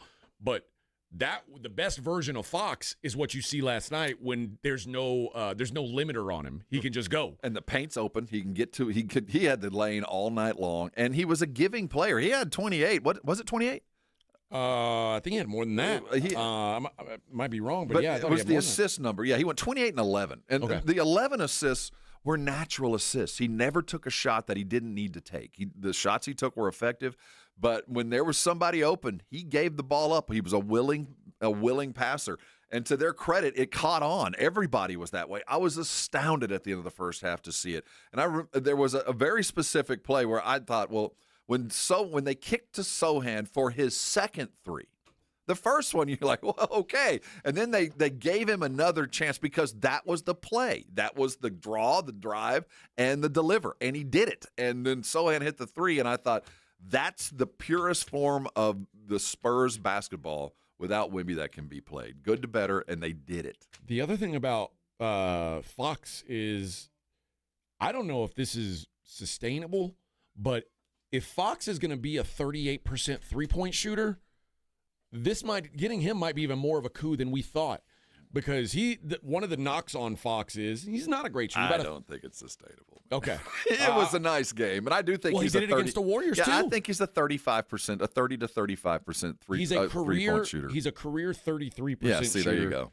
So far this year, he's at 37.5. Yeah, if he's 37.5, he's a monster. If he's 35, I'll take that for sure. Yeah. So I like what I've seen out of De'Aaron Fox so far, especially the games he's able to control the turnovers. My question to you is, how worried are you? How much concern is there about Steph Castle? I don't know. We didn't see him at all in the second half. He pulled out with a sholdder. Is that what they said it was? I don't know. I saw he was pulled for a very hip injury. It was a hip. Yeah, that's what it was. Pulled out for a hip. I don't know. We'll wait and see. Never good news. I never really missed him. I just noticed his absence. That there was never a deficit from his absence because, quite frankly, Sacramento's terrible. So they didn't necessarily need him, and they were playing the kind of game where you go, oh yeah, Steph didn't play, but. We also got some good news that Dillon's out of the boot, and he's going to start running a little bit. Still weeks away, so I would circle a Christmas Day return if I was a betting man. But you've got an opportunity here. You've got Memphis coming to town, and they're a mess. Yeah. So I wouldn't be surprised to see the very same lineup plus a Wemby. The Spurs have feasted against these bad teams this year, and you know what? Last year. It was a crapshoot. And obviously the years before that, they've been one of those really bad teams. So they are doing exactly what you need to do against these bad teams. They are taking advantage of them and making them look bad, and they did it again yesterday. The other thing I think that, something we talked about all last year, when Wemby's not on the floor, there's no size. Luke Cornett, to have him be your backup big is such a luxury. And let's not discount Olynyk, who's he's getting himself into shape. Now there'll be nights when Olynyk is not usable because he's just not mobile enough. But nights like that when they're playing against a tiny basketball team in Sacramento, they roll out about 6'8". That's about as big as they get. So against Sacramento, it was a good game, and he has a place. But Cornett will be at the end of the year the thing that when we look at what really changed the Spurs, and obviously when you draft a guy like Harper, he better be, and you trade for De'Aaron Fox, he better be. But Cornett has just been the thing that has been not the sole reason for this surprising early part, but the thing that you can hang your hat on because it's going to be consistent. This isn't a surprise. This is the way Luke Cornett plays. Yeah. Claymore, isn't that what you're supposed to do versus bad teams? That's what I'm saying. Yeah. That is what you're supposed to do versus bad teams. Last year, they didn't do that against bad teams. The years before, they were one of the bad teams. So, yeah, good teams are supposed to take care of business against bad teams. That's what they're finally doing. Even shorthanded, even down your best player and your player and a half. You go and you beat a team that will let you beat them. And Sacramento was just looking for a reason to lose. They don't care. I don't know how they're as bad as they are. They have good players on that team. They should not be nearly as bad as they are. The fact that was like, well, how many losses in a row was that? Was that 11 losses in a row, I think? And De'Aaron, the way that the Sacramento played, I thought that offensively they were going to be able to keep up, and certainly they were able to get to the rim initially. I mean, the offense flowed. There was a lack of will there that, man, I'm glad I'm not a fan of that team because I feel like two of those three guys are going to be gone in the next month and a half. DeRozan was great yesterday. Yeah, he could have gotten 50 if they cared. For whatever reason, I guess I don't know if who's the best player on that team. Who's their guy? DeMar. It should be. I think. Well, I mean, Sabonis is the favorite. I feel Levine like is the most talented, but DeMar's the best player. I don't understand. If I were in charge of the Kings, I would want everything to go to Sabonis. I would focus on getting the ball. He's so undersized. When Wemby's not on the floor, especially this should have been a night for him to eat. Luke ate him up in the paint. Now he scored a fair amount of points, and he's so smart, but he's so undersized. He gets buckets because he's smart, but defensively, how many rebounds did Cornett grab from behind or from 3 feet away? It's just he needs a bigger dude. I like him. He had the most. He was the high rebound guy in the game. I like him. Sabonis was, but his offensive rebound and just It's just he needs help. But all three of those guys are all NBA types. I mean, they should be in all-star games. And quite frankly, Russ wasn't bad yesterday. But he played a very good basketball game. He gave when appropriate. When they needed offense, he went to work. It just wasn't enough. It's just weird that they stink. I don't really get it. The Spurs, next time the Spurs will be in action is tomorrow against the Grizzlies. And the schedule is they're set up to win some more games here coming up. Atlanta's a very gettable game at home. That'll be Thursday. And then they've got a road trip that starts with Phoenix and Portland, ends with Denver and Minnesota, which those will be some good tests. I think if we were drawing and picking wins, I think we thought we'd probably split at worst against Golden State, and so that homestand, which they're going to play 4 or 5, we thought we'd be able to stack a few wins, and those 2 losses, we're gonna notice that at the end of the year. We're gonna notice that at least one of those losses. We will regret this one. So when is the rodeo? February. Okay, so that's their long road stretch. That's about a month away, because it's right in there with the All-Star break, and it's a long time away. I would argue that this upcoming stretch is more onerous for travel. They've got a stretch coming up where they play 9 out of 11 games on the road. Yep. And that's right in the holiday season. Yeah. That's gonna be a tough stretch. So it's gonna be tough. I wonder how you handle it. Because the rodeo road trip eventually is going to go away, and it was always kind of a second training camp for Pop. And in the bad years, it didn't really matter. But in years like this, we always kind of look forward to that thing because it was a second training camp.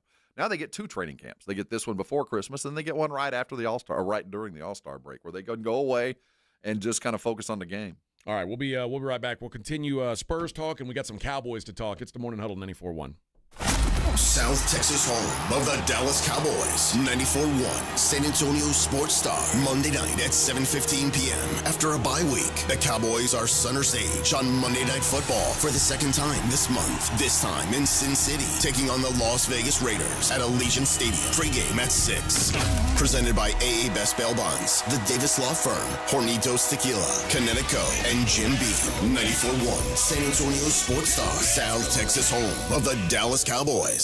Hi, my name is Jason Thompson. I'm an attorney here in San Antonio where I've practiced for more than 30 years. And San Antonio has really grown since I started practicing law. The risk of injury in a car crash today is greater than it's ever been, because every day we're forced to share our roads with 80,000-pound 18-wheelers and some truly dangerous drivers. If you or a family member is injured in a car crash, know this: the insurance companies are mobilized against you. They have highly trained adjusters and a long roster of attorneys with one job: pay as little as possible. Their techniques are extensive, and I believe you have zero chance of obtaining a fair recovery on your own. If you're involved in a car crash, you need to hire an attorney as soon as possible after the collision and before you speak to the insurance company's adjusters. Now, I do not have a comic book nickname. I do not call myself the Law Eagle, the Tiger Lawyer, the Law Chupacabra. I think the practice of law needs to be taken more seriously. If you've been injured, call me, Jason Thompson, for a free consultation. My number is 210-900-0400. That's 210-900-0400, or my website, alawyerforus.com. Stay warm and save money this winter with a heater tune-up from Right Home Services. Their expert techs make sure your system runs efficiently and safely. Call 210-444-0000 or visit righthomeservices.com. Get it done right. The right stuff. Actual price will depend on product and subscription plan. Featured products are compounded drug products, which the FDA does not approve or verify for safety, effectiveness, or quality. Prescription products require an online consultation with a healthcare provider who will determine if appropriate. See website for details, restrictions, and important safety information.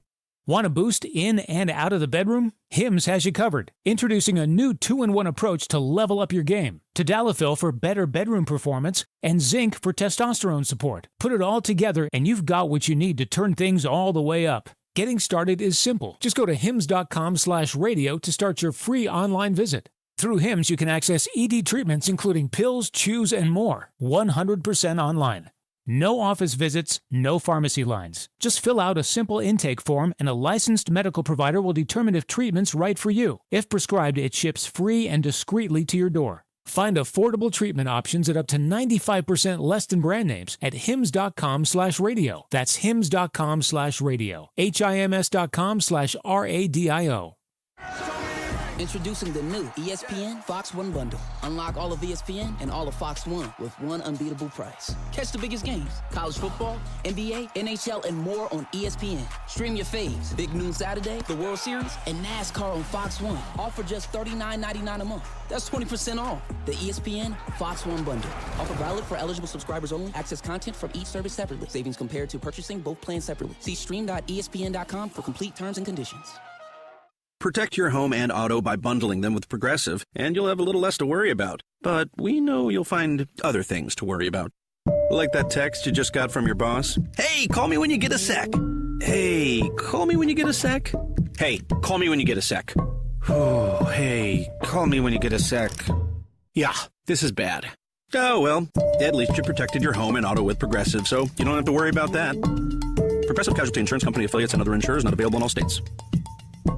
Injuries happen, and when they do, skip the ER and get to the Ortho Now Injury Clinic by TSAOG Orthopedics and Spine. Ortho Now provides walk-in care for injuries like broken bones, dislocations, sprains, and strains. Conveniently located in the Quarry area with extended hours Monday through Saturday with on-site x-ray casting and bracing, Ortho Now has everything you need to treat your injury, and best of all, no urgent care or emergency room copay. Learn more online at tsaog.com. I know that hiring can be challenging. You need someone to match your role perfectly. Well, now you can meet them fast on ZipRecruiter. Build your team, build it sooner. Meet your match on ZipRecruiter. Just head to ZipRecruiter.com/free right now to try it for free. That's ZipRecruiter.com/free. Meet your match on ZipRecruiter. Try it free. At the rodeo, you got 8 seconds to see who's who. Now, AT&T, this ain't our first rodeo. We can spot a hustle from clear across the arena. Take T-Mobile. Well, they talk a big game and then get smacked with challenges for deceptive ads. AT&T's been steady in the saddle since 1876. When you compare, there's no comparison. Based on Root Metrics United States Root Score Report 1H 2025. Tested with Best commercially available smartphones on 3 national mobile networks across all available network types. Your experiences may vary. Root Metrics rankings are not an endorsement of AT&T based on advertising challenges filed by competitors. You're listening to the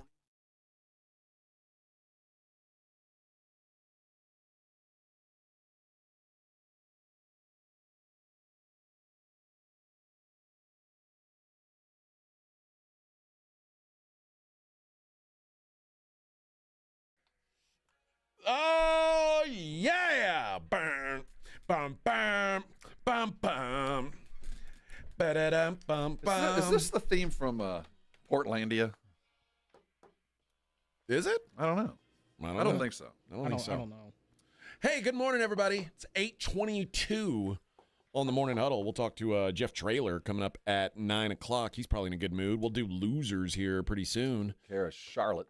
We got plenty of losers to talk about. Oh, do we? Oh, do we? Hey, so this is a weird situation, guys.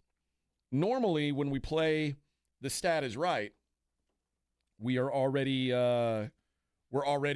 into next week. Yeah. But we're not into next week. But we haven't need to even qualify decided winners. the champion of this week's Stat Is Right, and we won't know it until tomorrow. But we've got to qualify people for next week. Now, here's what I'm going to say. I hope that the people who try to win this week are available to go to the game because it is on Thanksgiving. And a lot of people maybe get these tickets and go, oh, I would go, but it's Thanksgiving. Like, if you can go to the game, by all means, try to win. Well, I mean, by all means, I guess win and try and sell your tickets, whatever. But I hope that whoever wins this thing can actually go to the game. I guarantee you they'll go to the game. Okay. You get a chance to go to a Thanksgiving game against the Kansas City Chiefs. If you ran into tickets today, would your wife allow you to cancel Thanksgiving plans and go up there? Yeah, she'd want to go too. Okay. No, yeah, this is one of those bucket list things. Cowboys on Thanksgiving Day. If you haven't done it at least once in your life as a Cowboy fan, you need to go do it. Okay. So the Stat Is Right is going to be for the Eagles game, which is coming up on Sunday. Yeah. And whoever gets the closest on this stat is going to get tickets to that Chiefs game. So this has nothing to do with the Raiders game. Forget the Raiders game is going to happen. Zero to do with it. So here's what we'll do. Now, we've got to be careful because if I say, Dak Prescott passing yards or whatever, he might get hurt. His head could fall off be tonight. out. So here's what I'm going to do. It's going to be an Eagles stat because I know that Saquon Barkley's head hasn't fallen off yet. So that's, I guess it could, in some non-football related way, fall off. It wouldn't happen until Wednesday. Yeah, but I mean, it seems unlikely. Okay. That's production right there. That is. Get on with it. We ready for this? We're ready. All right, ladies and gentlemen, it's now time for the next edition of the Stat is Right. He's a Buffalo Bill fan. Thank you. Living on a prayer. We like to call him A.J. Barker. Thank you, Rob. Robbie, here we go. Here is the stat for this week's Stat is Right.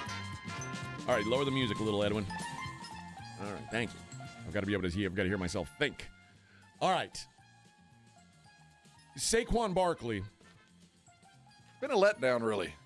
Has been a As a disappointing fantasy season. owner, he has not really done what many people drafted him thought he would be doing. There Now, in the top 5. last year in the game at Dallas, Saquon was held to 66 yards in that game.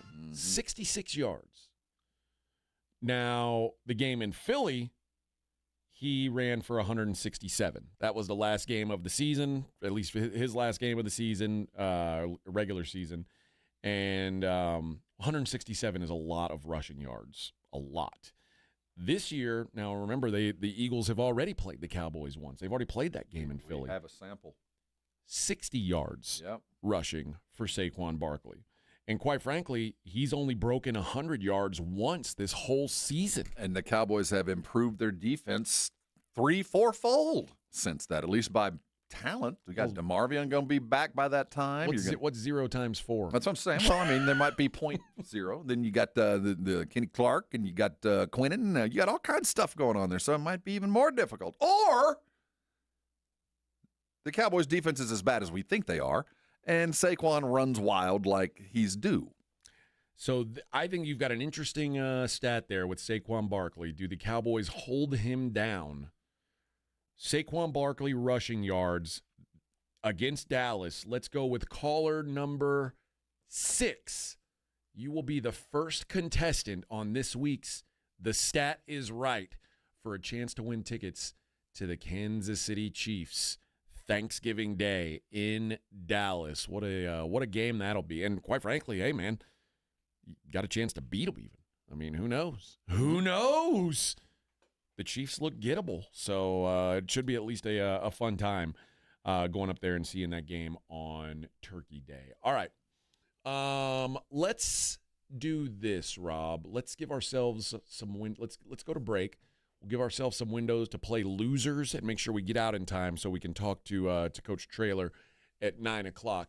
Right after you tell us about Ewald Kubota. It's time. If you got big work on your big work on your property, whether it be industrial or it might be your new hunting lease, there's no better place to stop by than Ewald Kubota. Because right now, deals are ready to be made, and no reasonable offer is ever refused at Ewald Kubota. I love that.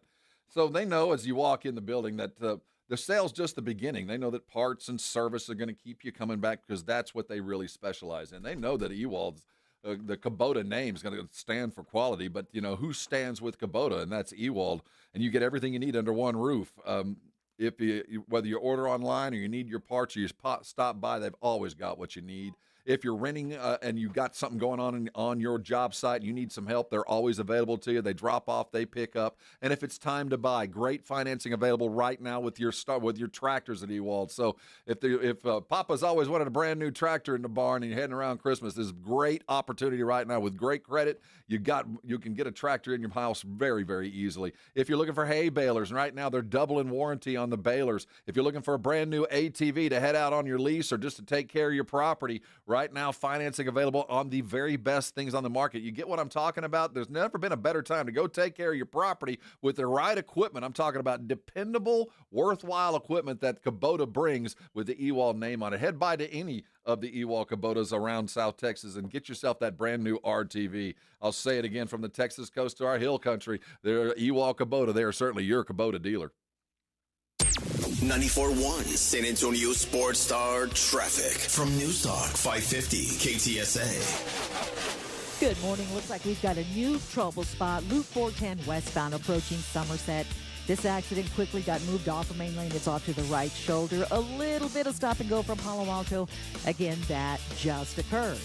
On I-10 westbound, just past Wurzbach, vehicle fire has been extinguished. Still have the disabled vehicle. That's now been moved to the shoulder. 1604 on the frontage road, westbound Bulverde Road. That's a stall right lane and a closure on Flores Street, northbound, southbound, between Lone Star Boulevard to East La Chapelle, where a vehicle hit a light pole. We've now got down power lines. I'm Debbie Alcacer, KTSA Time Saver Traffic. 94.1 San Antonio Sports Star and AARP Texas are sending Cowboy fans to Jerry World to see America's team play all season long. How do you get in on the action? Head to sasportstar.com now and register to win. sasportstar.com. Live it up with the boys in the Big D from AARP Texas and 94.1 San Antonio Sports Star, South Texas home of the Dallas Cowboys. Running a business means wearing multiple hats. So if you're like me, you probably started out using your personal phone, taking client calls and texts nonstop. As my business grew, I needed something smarter. That's when I switched to Quo, the #1 business phone system. Quo works right on your phone or computer. No carrying 2 phones, no clunky landline, just one easy app you can try for free. Your team can share one number and handle calls and texts together like a shared inbox. Any teammate can jump into the conversation, so customers get faster responses. And Quo's AI assistant summarizes your calls and responds to customers 24/7, so you never miss a lead or opportunity. All this starts at just $15 a month. That's basically 2 coffees. You can even keep your current business phone number. Find out why 90,000 businesses trust Quo. No missed calls, no missed customers. Try Quo for free at quo.com/sports. That's quo.com/sports to try Quo free. QUO.com/SPORTS. This report is sponsored by Progressive Insurance. At Progressive Insurance, you can keep your career moving forward with growth opportunities, great pay and benefits, and one of the country's top workplaces. Go to careers.progressive.com and apply today. That's careers.progressive.com. The following is a dramatization. Davis Law Firm, how can I help? Hola, mi esposo se lastimó en un accidente ayer. ¿Me puede ayudar? Claro que sí. Estamos aquí para servirle. I'm Jeff Davis. At Davis Law Firm, we're here for you 24/7. Our team of Texas attorneys has been helping people injured in car, truck, or 18-wheeler wrecks for more than 25 years. And there's no fee unless we win. Y hablamos español. If you've been hurt, call us at 444-4444. Davis Law Firm, San Antonio. You know the Roo Pub is proven to be the best place to watch games with those 3 massive 170-inch screens and TVs all around. All the games, all the fights, and when you show up at the Roo Pub, show up hungry. The food is fantastic. Open daily at 11. Great for lunch, great for dinner, great for late at night, and the best place to watch a game. Just down from the big blind, right next to the Angry Elephant. The Roo Pub, 281 in Redland Road. We'll see you at the Roo. Guys, you've heard of TRT, but you have no idea what testosterone can do for you. Once you start treatment, you'll wish you had done it sooner. All the guys I know that go to Synergenics and Low T Center for TRT love it. The TRT test is free, not hundreds of dollars. The testo is pure, not compounded. Guys feel full of energy, not like they're still waiting for it to kick in. Get in now for your free TRT test. No appointment necessary before 10 a.m. or book ahead at fixmylowt.com. Let me ask you a question. Is your roof ready for anything? Well, Stevens Roofing, a locally owned company, has been serving our community for decades. Whether it's a commercial project or residential, or repairing your old roof, or maybe installing a new one, they've got you covered. And now Stevens offers solar. Stevens Solar Solutions can save you money and energy. Stevens Roofing, quality craftsmanship, solar solutions, and local expertise under one roof. Call 210-785-0994 or go to stevensroofing.net. At Bank of America, we asked our teammates, what makes this company a great place to work? There's very little that you can't accomplish working for Bank of America. If you prove yourself, you can try over in a totally new way. You can learn so much here. You're the owner of your career. See how our teammates are growing in their careers at bankofamerica.com/great place to work. What would you like the power to do? Bank of America, proud to be an equal opportunity employer. It's back. Just in time for the holidays, the UTSA Roadrunners Holiday Auction. Bid on over 100 incredible items, including gift cards, electronics, trips, and much, much more. Imagine doing all your Christmas shopping without the hassle of holiday crowds. Best of all auction proceeds directly benefit the Roadrunners football program. It's a true win-win opportunity. Go to 210cityfans.org and start bidding today. That's 210cityfans.org, and Merry Christmas. Houston versus Buffalo on Thursday Night Football. And, of course, the Blitz will be at the best spot with our friends from Flight by Yingling. Pre-game with us at the Anchor Bar in 1604 near I-10 from 2 to 6. Then stick around and watch the game. Flight will be on special, and you know they will have some great prizes, including those cool backpack coolers. That's this Thursday, the Blitz live at the Anchor Bar on 1604 at Military, leading up to Houston against Buffalo. Have pain? Have chronic pain, low back pain, knee pain, neck pain, or shoulder pain? I can help. I'm Dr. Torres at the Institute for Functional Health, and we get to the root of your pain. We don't just give pain medications. We do the proper investigation to see what is the root cause, and it's covered by your insurance. Reduce your medication, avoid surgery, and get rid of pain for good. Call for your free evaluation. I'm Dr. Torres at the Institute for Functional Health, where we get to the root cause of your problem. 210-468-1891. It's The Blitz with Jason and Joe. Afternoons at 2. Coming up Monday on The Blitz, we'll get you ready for Cowboys Raiders on Monday Night Football. We'll react to everything we saw in the NFL over the weekend, as well as college football. Longhorns and Bulldogs, how'd the Aggies do? What about UTSA? Jeff Traylor will join us at 4:35. The Blitz, Monday at 2. The Blitz with Jason and Joe. Afternoons at 2 on 94.1 San Antonio Sports Star.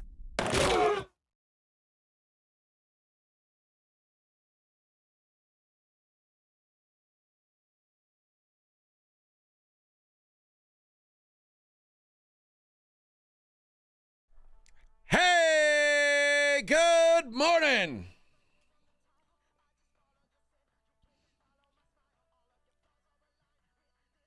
We got ourselves a winner there, Edwin. We got our contestant anyway.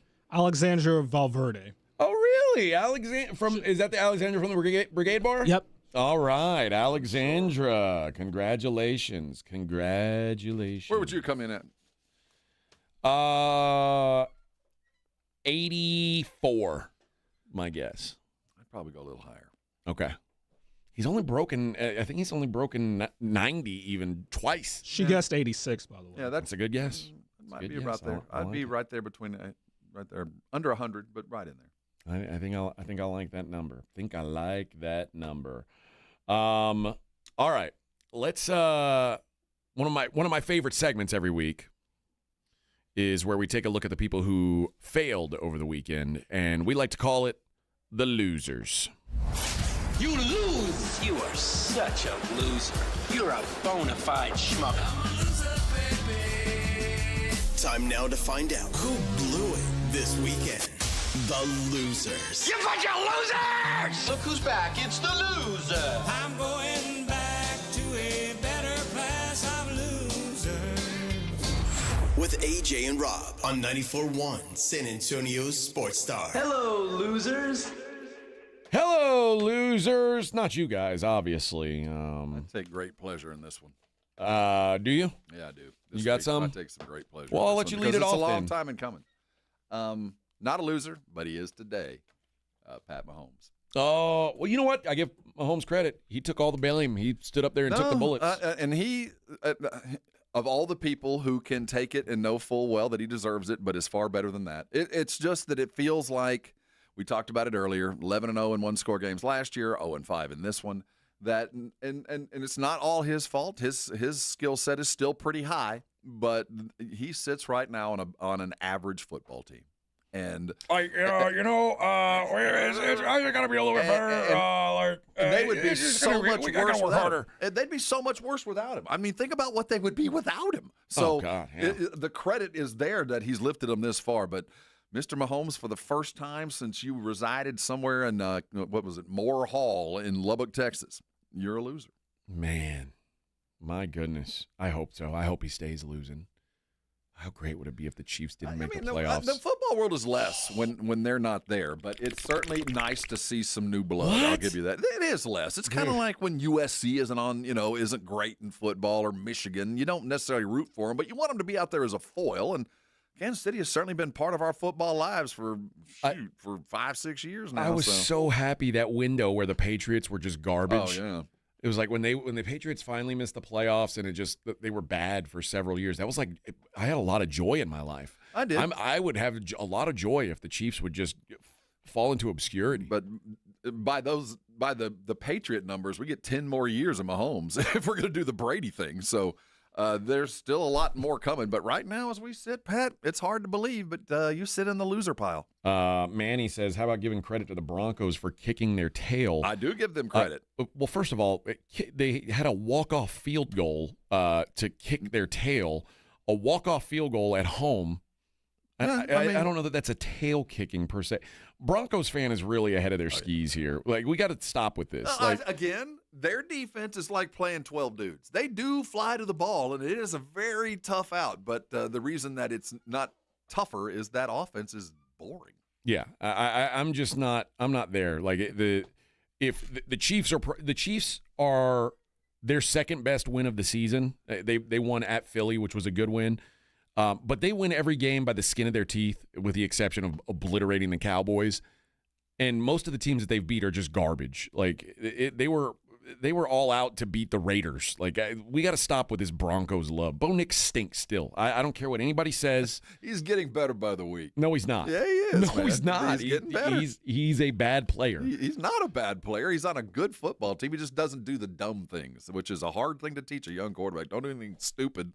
And let the other team win the game. I mean, don't get me wrong, it's a good win because he is the best of the bad quarterbacks because he doesn't do anything dumb, and I appreciate that. Yeah. I mean, the defense is definitely legit. Oh gosh, I don't buy into this offense. It is no good. And luckily, and I say luckily, the Bills have done this too. Luckily for the rest of the league, the Chiefs aren't the Chiefs. This is a shell of what that team once was. So, good win, but kicking their tail. Let's slow down. If the Chiefs don't miss an extra point, the Broncos probably lose that game. So, if that's a tail kicking, we have different definitions of tail kicking. I'll tell you who's a loser. I feel bad for him too, kind of. I didn't think I'd ever feel bad for him. Shedeur Sanders. You've been waiting and wait. Everybody's been saying, why does Shedeur get a chance? Give Shedeur a chance. Why, he's got to be better than Dylan Gabriel. Give him a chance. Well, then he gets a chance and goes 4 of 16, 47 yards and a pick, and gets sacked twice and loses the game. I feel like I'm beating up on a cripple. I know. I feel like I'm picking on a cripple kid. I mean, dude. Listen, if there weren't people banging the drum to get him in the game, I wouldn't call him a loser. If he were just a fifth-round quarterback who got into the game, it'd be like, well, that happened. But and this isn't his fault. This is either, I don't know if they're Browns. Some of it's his fault. I don't think so. Some of it's his arrogance. I don't know if they are Browns fans. Well, first of all, any arrogance he had, you get drafted in the 5th round, you're taken down a notch. I agree, but there was some spite thrown his way because of his arrogance, and Like now when I he just was in feel college. sorry for him. Yeah. I'm just like, oh man, you thrust in a situation that you are not prepared for. It's either Browns fans or people that are Shador truthers have put him in this spot where people are clamoring to see what he can do, and he is just not. Trust me, if he were an NFL quarterback, people would have overlooked arrogance by round 5. Right. Because there's been a lot of a-hole quarterbacks get drafted in the first round. And he was arrogant when he landed in Cleveland. There was just some things that you didn't want to root against him because you knew at least me, I didn't want to root against him because I know deep down you're not ready for this, and eventually it's going to show, and it has. You are not ready, and the fact that you're not on a practice squad someplace is a joke. That you are here because of your last name, and that is it. Well, you kind of saw why Kevin Stefanski hasn't wanted to put Shador out there, and he's not ready. And I don't know if he'll ever be ready. I know right now he ain't ready. And this is a 23-year-old dude. This isn't like some 20-year-old who jumped to the league too soon or something. This is a guy who took his time and should be a little more seasoned and is just looked lost out there. Instead of prepping for the game, he should be running the scout team. I mean, let's be real what this guy should be doing. And he was taking NFL. This guy took NFL snaps over the weekend. Yep. You got any more losers, or you want me to keep rolling? No. It's so hard to call a guy who got kicked in the teeth like this a loser. But young Beamer at South Carolina. As much as this was an Aggie comeback, this was a South Carolina collapse. And to have a team just wilt underneath you like that, especially this team, and it's been a bad team, there's no doubt, but you had your opportunity. I don't think he will ever recover from this at South Carolina. I think if the clock was already kind of ticking from him, and I don't think he gets fired today or tomorrow, but this is the beginning of the end, and he might not make it through the end of the year. If I'm a South Carolina alum, and I saw my team with this kind of lead at halftime, and then I see what happened. I mean, that could have saved this whole everything. And it's not like I dislike him, but you're a loser in ways that you grasp. You took a loss out of the mouth of victory. I mean, how on earth you lost that football game? It's just unforgivable. Yeah, no, I don't disagree with that one. I'll throw Alex Golish in there and South Florida. South Florida was in the catbird seat 3 weeks ago to be the G5 or Group of 5 team to make the playoff. Their only loss was Miami at Miami, and they dominated North Texas. They dominated Boise State. They had gone and won at Florida, and now in the last 3 weeks, they have lost to Memphis and Navy, and now they went from being it almost felt like they were a lock to make the playoff, to where it's hopeless at this point. Well, there's no chance for them to make it. The last time we watched them from afar, but one of the memories of this year is South Florida coach dancing and cheering by Florida coach in the stadium, and where they were that night to where they sit now. It's kind of a testament. It's a worst case scenario when you put together a mercenary team, when you put together a bunch of disparate dudes that come from a lot of other places that are all very talented, but they have another goal in mind. That's to go to the NFL. And you start seeing things collapse, and it just feels like that team was talented, but not the team that we thought they were. Yeah. You know, that there's a lot of good players there, but when things went south, what saves you is the unity of a team, and it doesn't appear that they've got that unity. And it's a testament to Tech, who did the same thing. That's a mercenary team, but those dudes came together and formed a football team. Whether they came from other places to get paid, they put that in the bank and then went to work and put together a football team. And it feels to me like South Florida put together a bunch of mercs. And when things went south, film was more important than win. Yeah. I think you got to put Steve Sarkisian in the loser box. This was I don't know if they had to beat Georgia to have a chance to make the playoff. They really needed to be competitive in this game, and they let it slip away. And I think you saw something happen that I hadn't seen before out of this Texas team, and they just kind of gave up. That's the worry. And it's really concerning that we are sitting here, whether it was real or not, Texas had a 10 next to their name going into this week, and they played more like the team that we talked about at the beginning of the season, like who thought this team was a top team in the country, fell all the way out of the top 25. That's what they looked like in the fourth quarter of that game yesterday, a team that had just given up. It's a whole bunch of little things that add up to really giant stuff. It's not like that offensive line is terrible, but they're not good. It's not like that defensive line can attack and pressure enough to be competitive, but they don't. The run game is lost, and the receivers have forgotten how to catch. There's just so many little things that have added up to that was just a sad performance. And the sad thing was they were in it to win it for not in it to win it, they but were at least in the game for three no quarters. Doubt. And it just, all of it fell apart at once.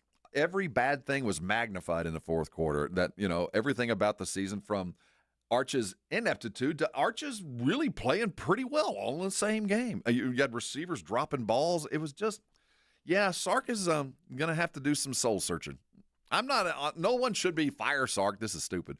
But no. This is a team that has kind of lost their way. And no matter what happens this year, winning against A&M is certainly going to put them in a place. I still think they're going to beat Arkansas, and they're going to be in a place to argue. But I don't think they're going to pass the eye test. You know what I mean? I think the guys that would ordinarily want to vote for Texas in because it would be a good show, and Texas fan is always more fun to be a part of and root against in the national kind of scene. I don't think they have enough there. You know what I mean? I think that they will lose the argument to get them in, even though the record in the SEC, if they do end up with 3 wins, they should deserve to get in, I think. But that kind of performance, I think, is enough to say, I don't care what you did, it's not enough. You know? We may have forgotten this one. Louisville are losers. You had everything in front of you, and we've said it. All you got to do is win the ACC. And it felt like Louisville, when they lost 2 weeks ago, it was like, oh no, the wheels are coming off. And then on Friday night, because it didn't happen Saturday, so I didn't think to even talk about it earlier, the wheels fell completely off. Clemson had everything went wrong. Like Louisville held them at a goal line stand.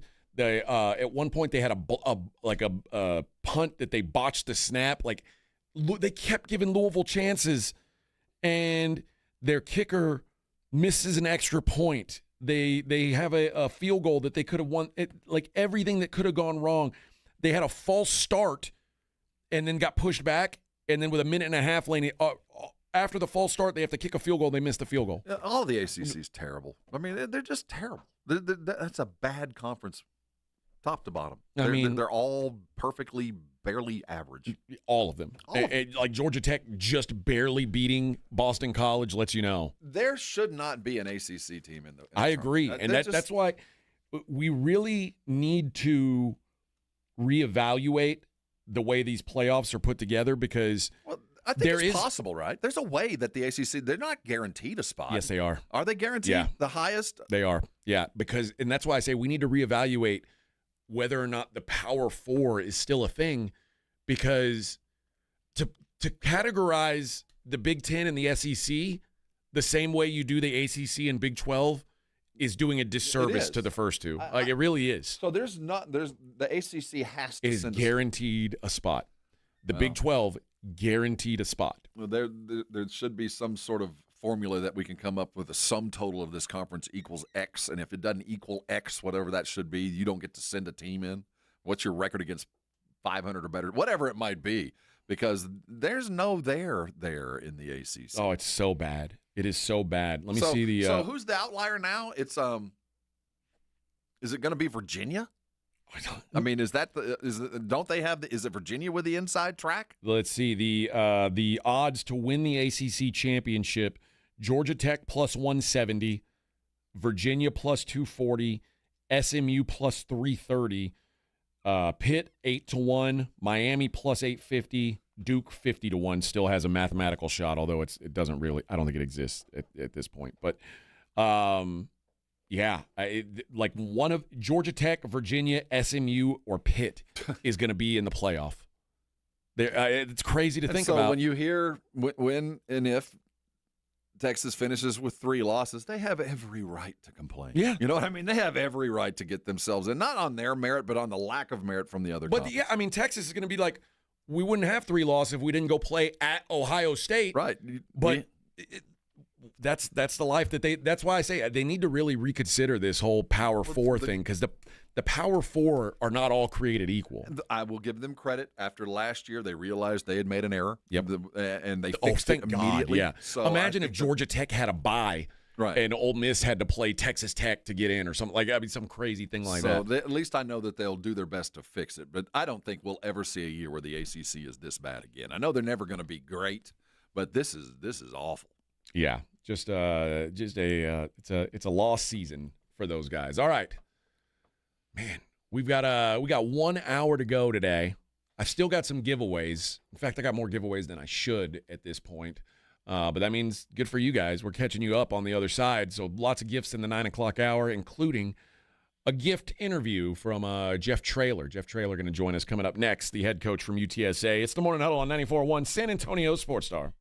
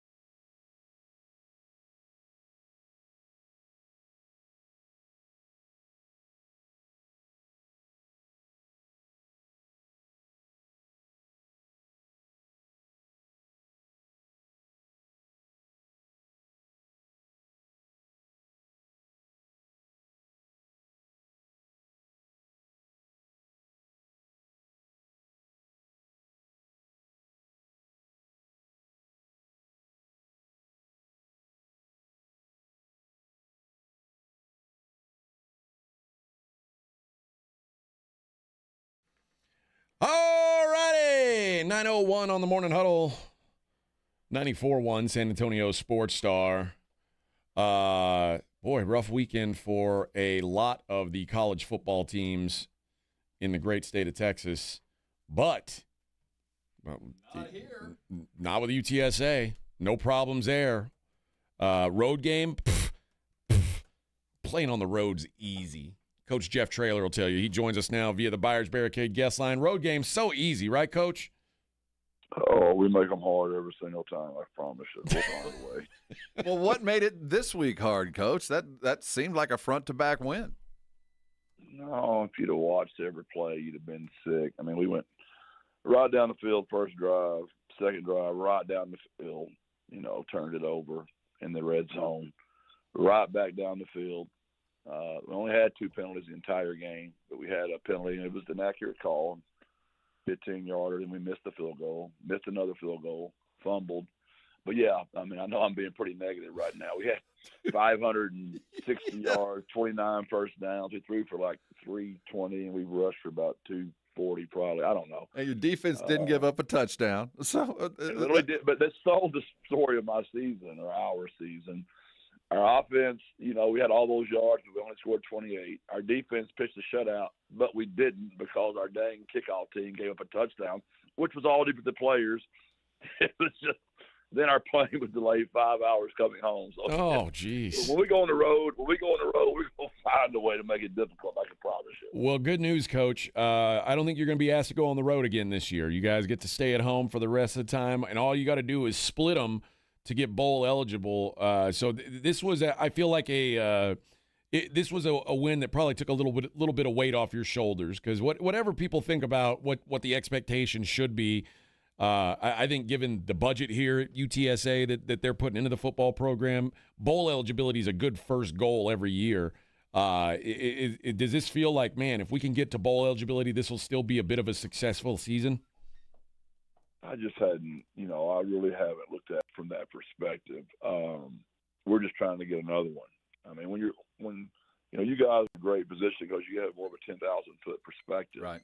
I mean, I'm literally in the weeds. Like my nose is up against the picture. You know what I mean? So I just don't get time to reflect like that. I'm just trying to get to the next one. And I know it sounds so coach talk and it makes you guys want to puke, but it's just the way we live in the bubble that we're in. I'm just trying to find a way to get another one.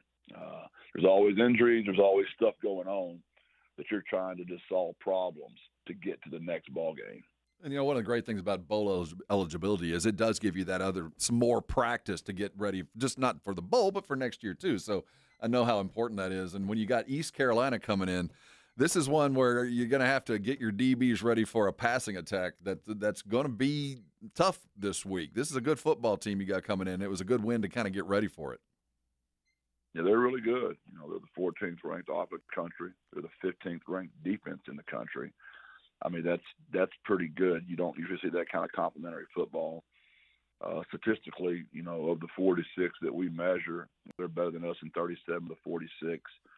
So we haven't been this outgunned, in a while. They're really good. They did a fantastic job, and what a huge win they had over Memphis. So they're still playing for the championship.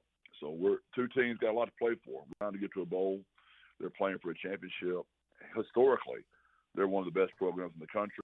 Unbelievable crowd following, unbelievable infrastructure support. East Carolina's done it right for a long time. I think even you'd be a little surprised. This is not to do with your team, but South Florida losing this week, and suddenly the American is kind of a wide open conference, and it seems like maybe has the front runners to get into the playoff.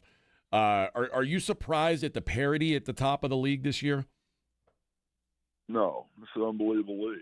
I mean, I was afraid of it when the season started, that we're very SEC-like in the G5 level, that we were going to all eat each other up, and none of us were going to be able to get in. We all just bow up and play really, really good at times. Obviously, we haven't been as consistent as those guys at the top, or we'd be in there with them. But it's a really good league, especially top 8. The top 8 are on a whole another level, in my opinion. You know, looking at what you got to do to beat an East Carolina team that's going to score. I mean, they've been doing it all season long. I look at your time of possession, a little over 30 minutes a game. Is that what's that a product of? Is that a more sustained idea? Are you limiting downfield attack? I mean, that's a good thing to have, and I think it's going to be vital coming up this week. How have you gotten to the point where you control the ball this long? Well, we were very intentional. You know, we've always been a no-huddle team that snapped it as fast as anybody since we've been here. I think last year we were the 14th team in the country as far as time snapping it quickly. This year, when we lost all 11 starters on defense, that was going to be a rebuild on that side of the ball. So we've huddled. We've been very intentional, which has hurt our offensive stats. But we're trying to, you know, take care of our defense and just play more complementary football than we have in the past, because our defenses have been so dominant in the past. But in this new era we're in, you know, sometimes you lose a lot of your kids. We lost a lot of seniors last year, but we also lost a lot of good players to the transfer portal. So we had to rebuild our defense, and it's just what happened. So we try to be proactive on the offensive side of the ball and take care of our defense a little bit. How much has East Carolina's roster had turnover? And, you know, last year you guys, it was a pretty competitive game. I think penalties and turnovers probably killed you guys in that game last year on the road. How similar is their team this year to last year's team? And does the film from last year do you any good to look at even? Oh yeah, these are mainly their players. They developed and they kept them all, which is amazing that they did that, because they had a really good team last year, and they kept all their kids. And a tremendous compliment to Coach Harrell for pulling that off. So yeah, the video is very helpful. The quarterback Hauser played last year off on, and now he's starting full time. You know, if you look at my sheet of how many players they have, we've got a lot of good players marked. But man, Blake's done a super job there. The kids play very hard. They're very, you know, that's the fun thing when you're hot like that, and we've been hot like that before. You can just tell they really have a lot of confidence right now. It's going to be a hard knockout for us. It'll be a hard one for us. Can you run the ball against them? You know, they're pretty junky up in there. They've got Blake's been. You know, he's not calling the defense anymore. He's become the head coach, but his new defensive coordinator has done a really good job.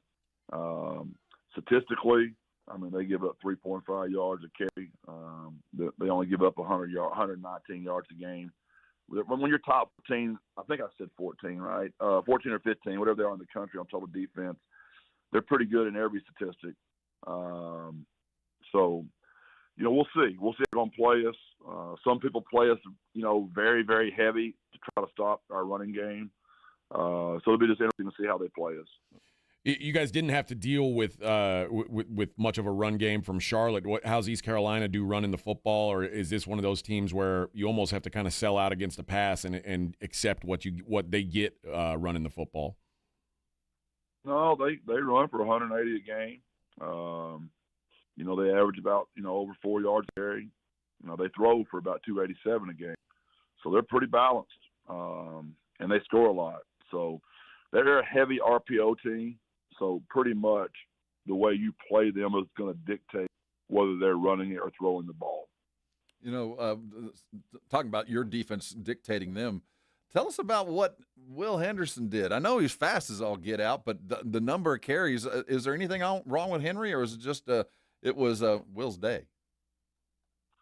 Yeah, it was the coach's decision just to take care of Robert in that second half. And Will just took advantage of the opportunity and just played his tail off. When you say coach's decision, like you guys felt comfortable comfortable where you were, where you wanted to hold on to him, or is it like coach's decision? Well, we don't want to get this guy hurt.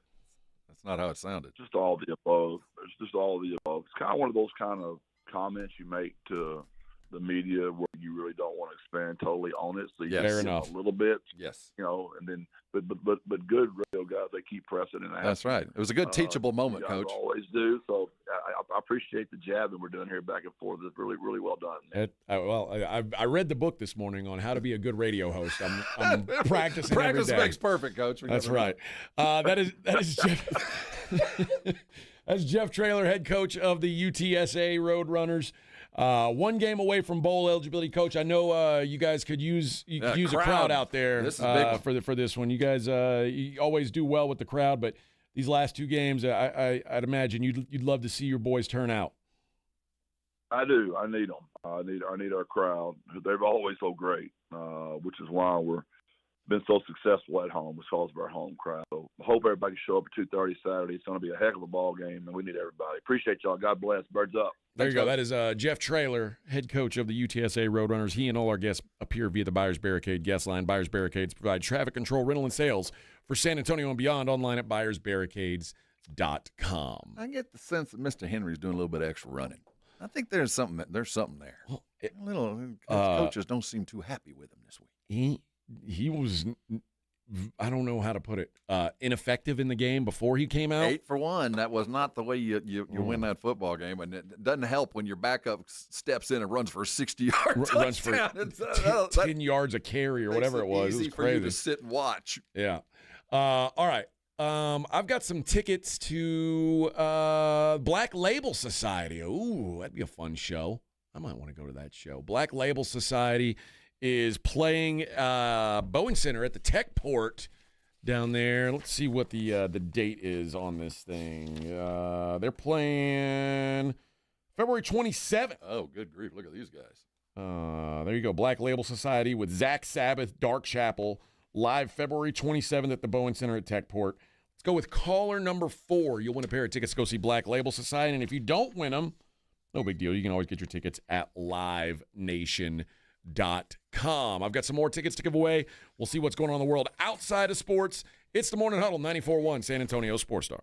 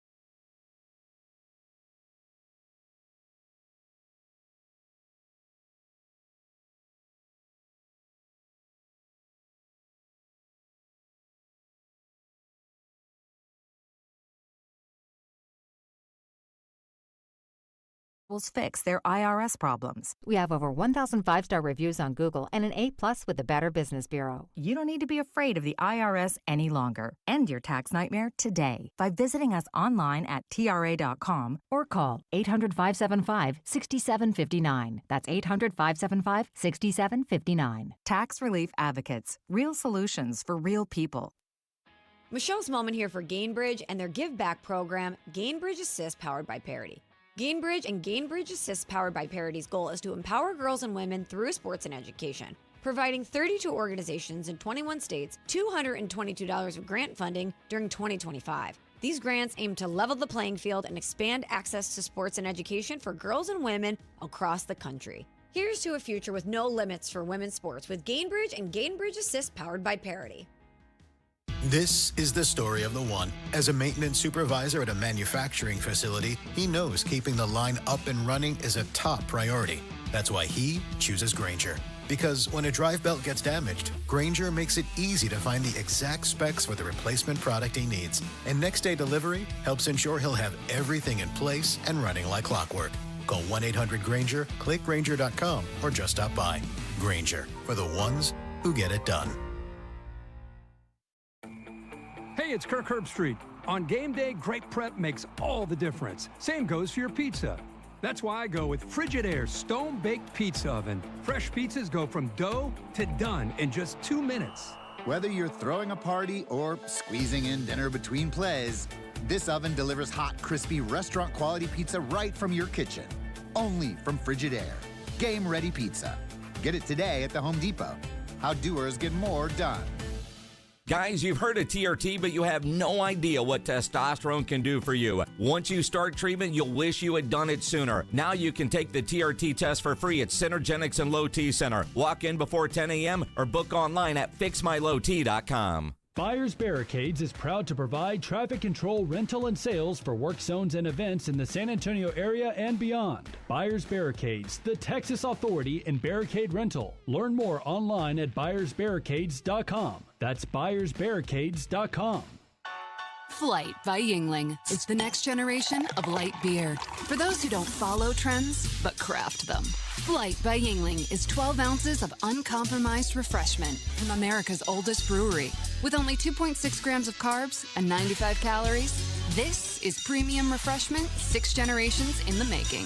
Don't just raise a glass, raise the bar. Flight by Yingling. Available wherever beer is sold. DG Yingling & Son Incorporated, Pottsville, Pennsylvania. Please enjoy responsibly.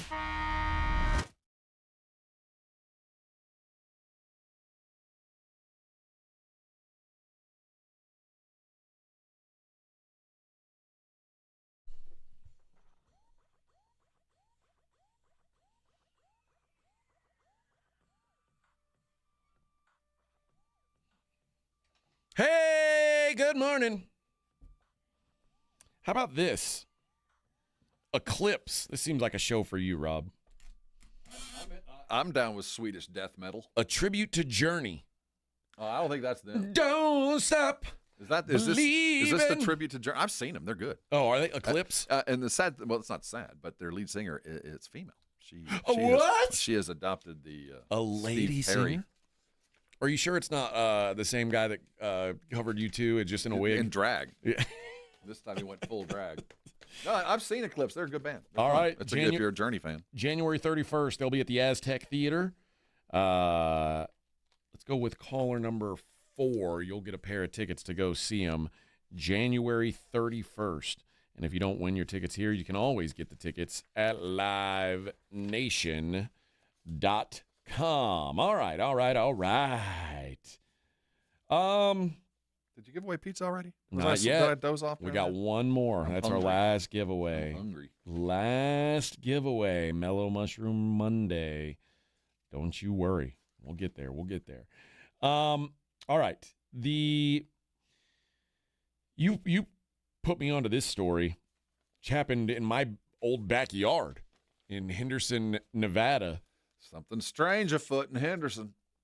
The Henderson Police Department now we've got a conviction even of Devin Michaels, who is a former pornographic actress. She has been convicted of decapitating her husband and trying to cover it up. Police said his head was severed and was not located at the crime scene. She tried to cover it up with chemicals. Fumes could be seen coming from the body. She was basically trying to give him a bleach transfusion. She'd been watching some Trime TV. Clearly. She later said she hit his head with a wooden stick, which caused him to go limp. A detective asked if it was possible she killed him and didn't remember, and she answered that it was very possible.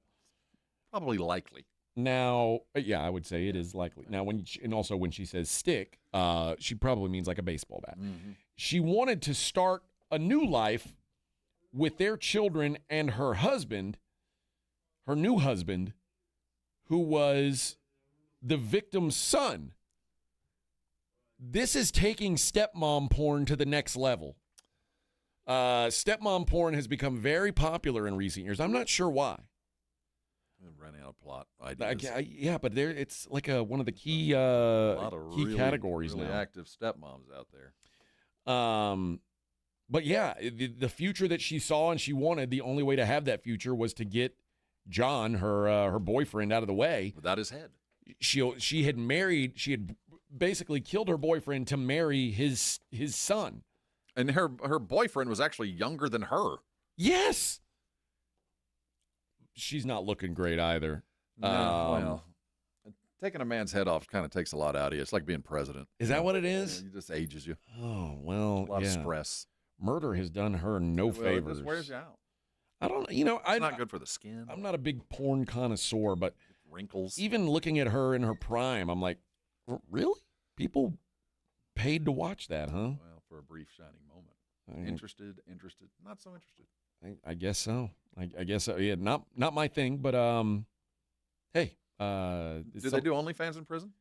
I don't think that's allowed. No, I would imagine they would probably frown on that. But yeah, good, I guess good that they caught her. You behead one guy and you like, people got to bring up your old porn career. You spend the rest of your life in jail just for trying to sleep with your stepson. Big deal. Trying to marry him. Yeah, I just wanted to marry my stepson, so I cut his dad's head off. What's the big deal? I'm not sure that's illegal anymore. Guillermo del Toro. You tried to watch that Sorry Frankenstein movie? I have not tried to watch it. No, it's bad. Yeah, it's a fever dream. Yeah, not my thing. Guillermo del Toro had a father at one point that was kidnapped in Guadalajara, Mexico, 1997.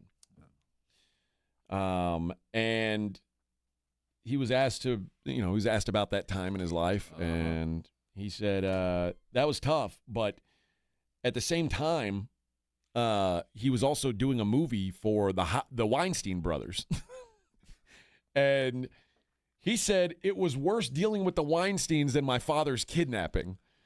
The Weinsteins, hands down, was worse because on the other thing, you knew what they wanted. The Weinsteins, who knew what the F they want? I know what they wanted. They wanted to do sex to you. Harvey.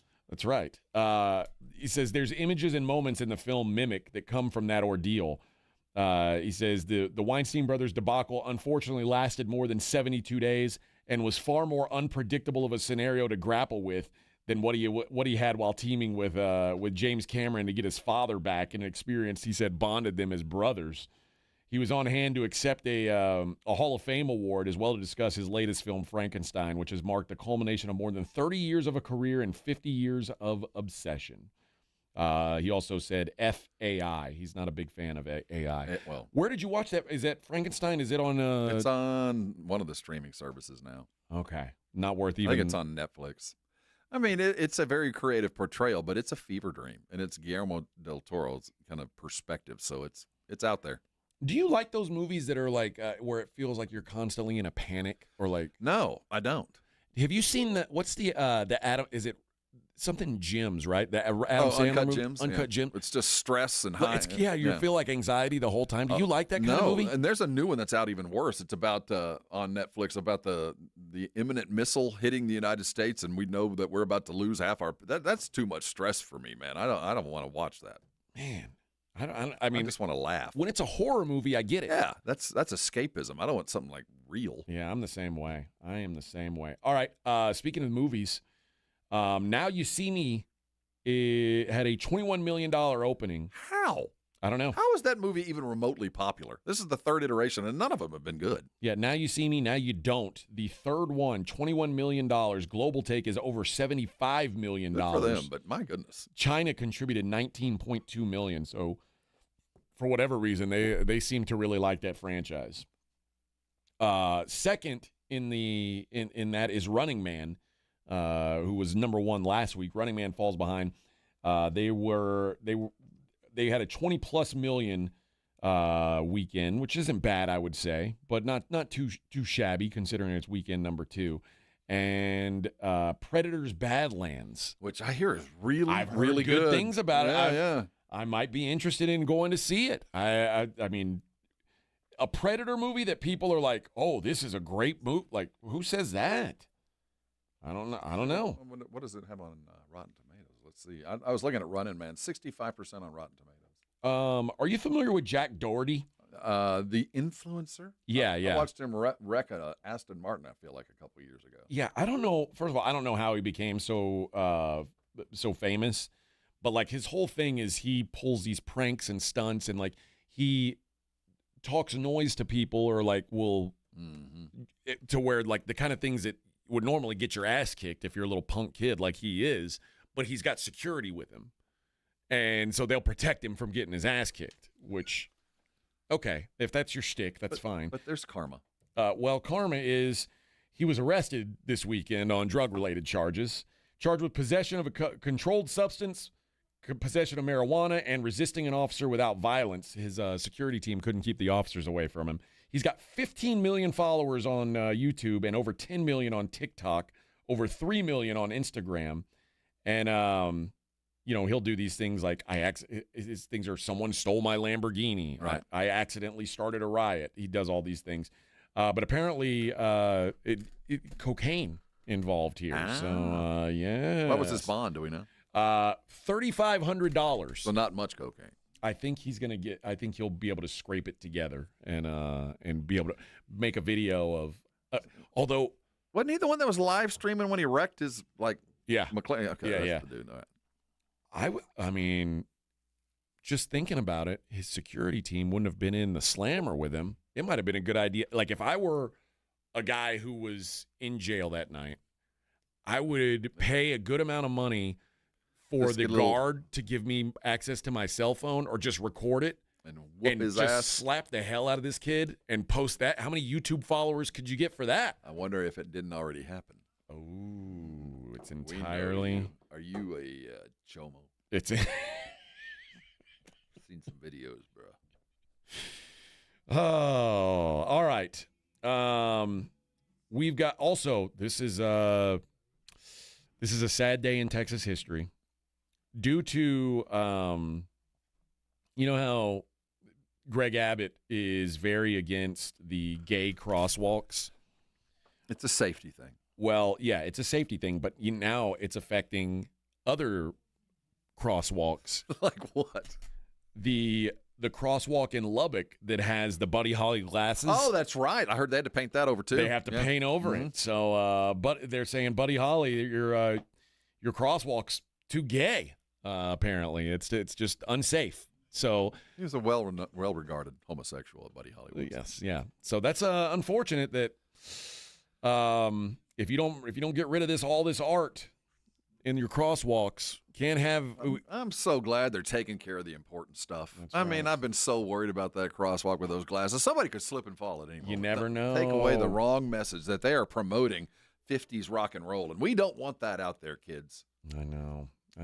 And a lot of people say that the reason why Buddy Holly's plane crashed was because of an unsafe crosswalk. It was. So the plane was trying to land on it. Yeah, it had a lot to Landed in do a with it. Snowy field. So the irony is just it's just palpable. All right, we have one segment left today, and we got to dig into this Cowboys game. So that's going to be the focus of our Daily Line segment coming up on the other side. It is the Morning Huddle 94.1 San Antonio Sports Star.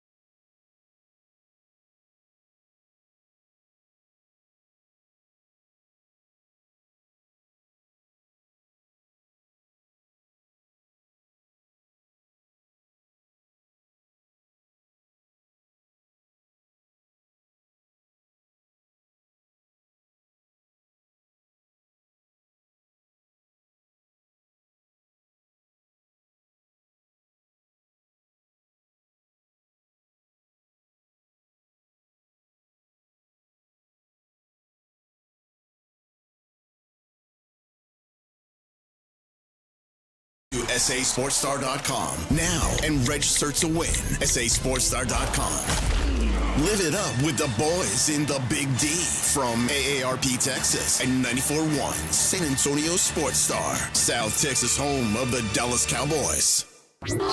This is Jason Minix from The Blitz. You're listening to 94.1 San Antonio Sports Star.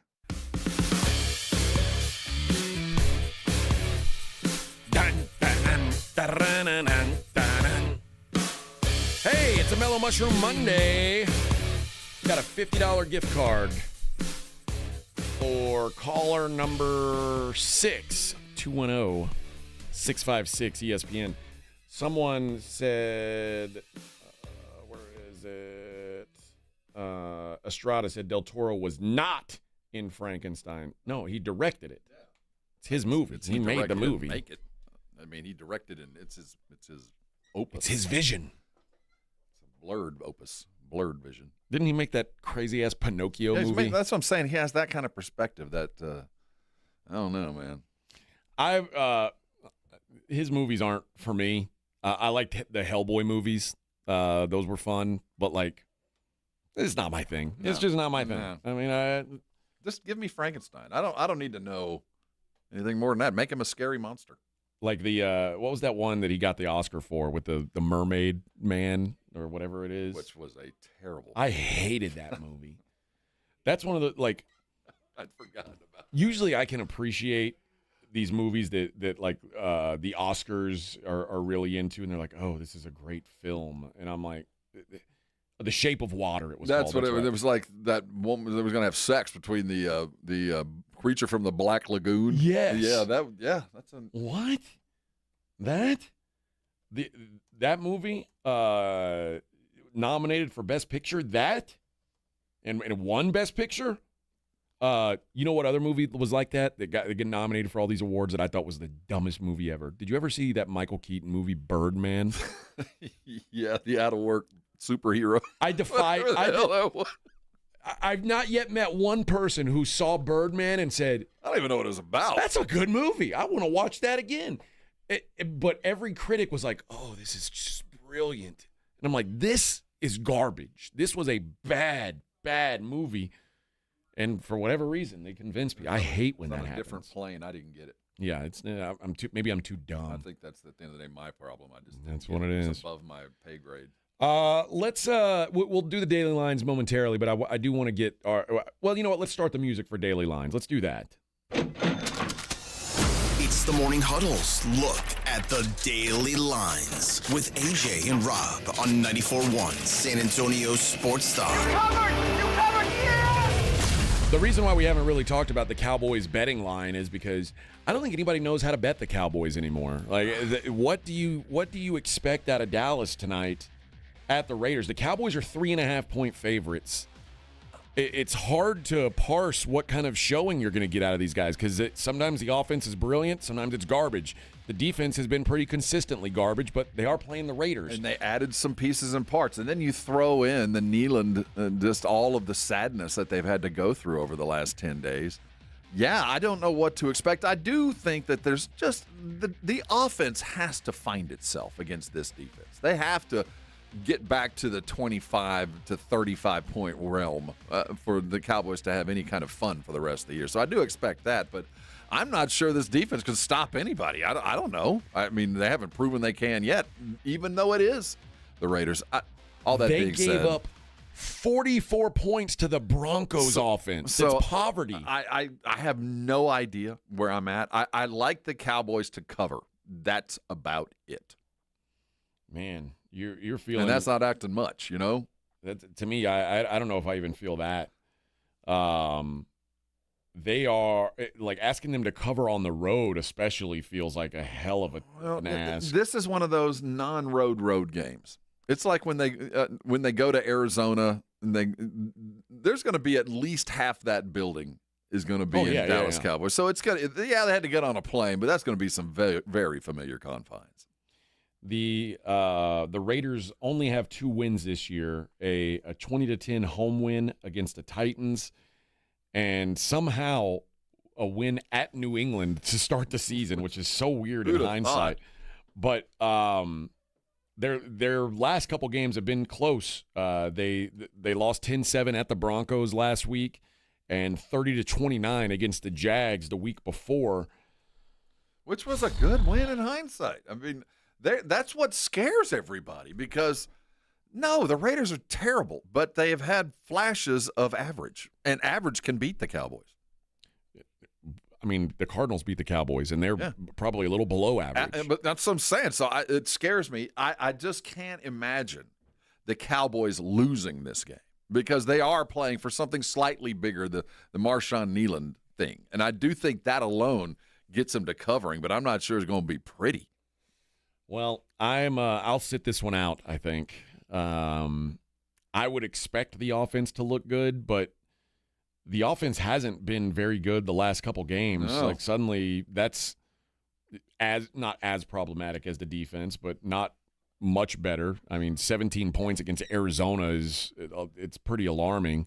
Yeah, it's been a bad couple of weeks. And like I said, the Cowboys and the Raiders both just played the Broncos. The Raiders lost by 3. The Broncos beat the Cowboys by 20. I mean, there are some things that say, man, maybe we should have bigger concerns about the Cowboys.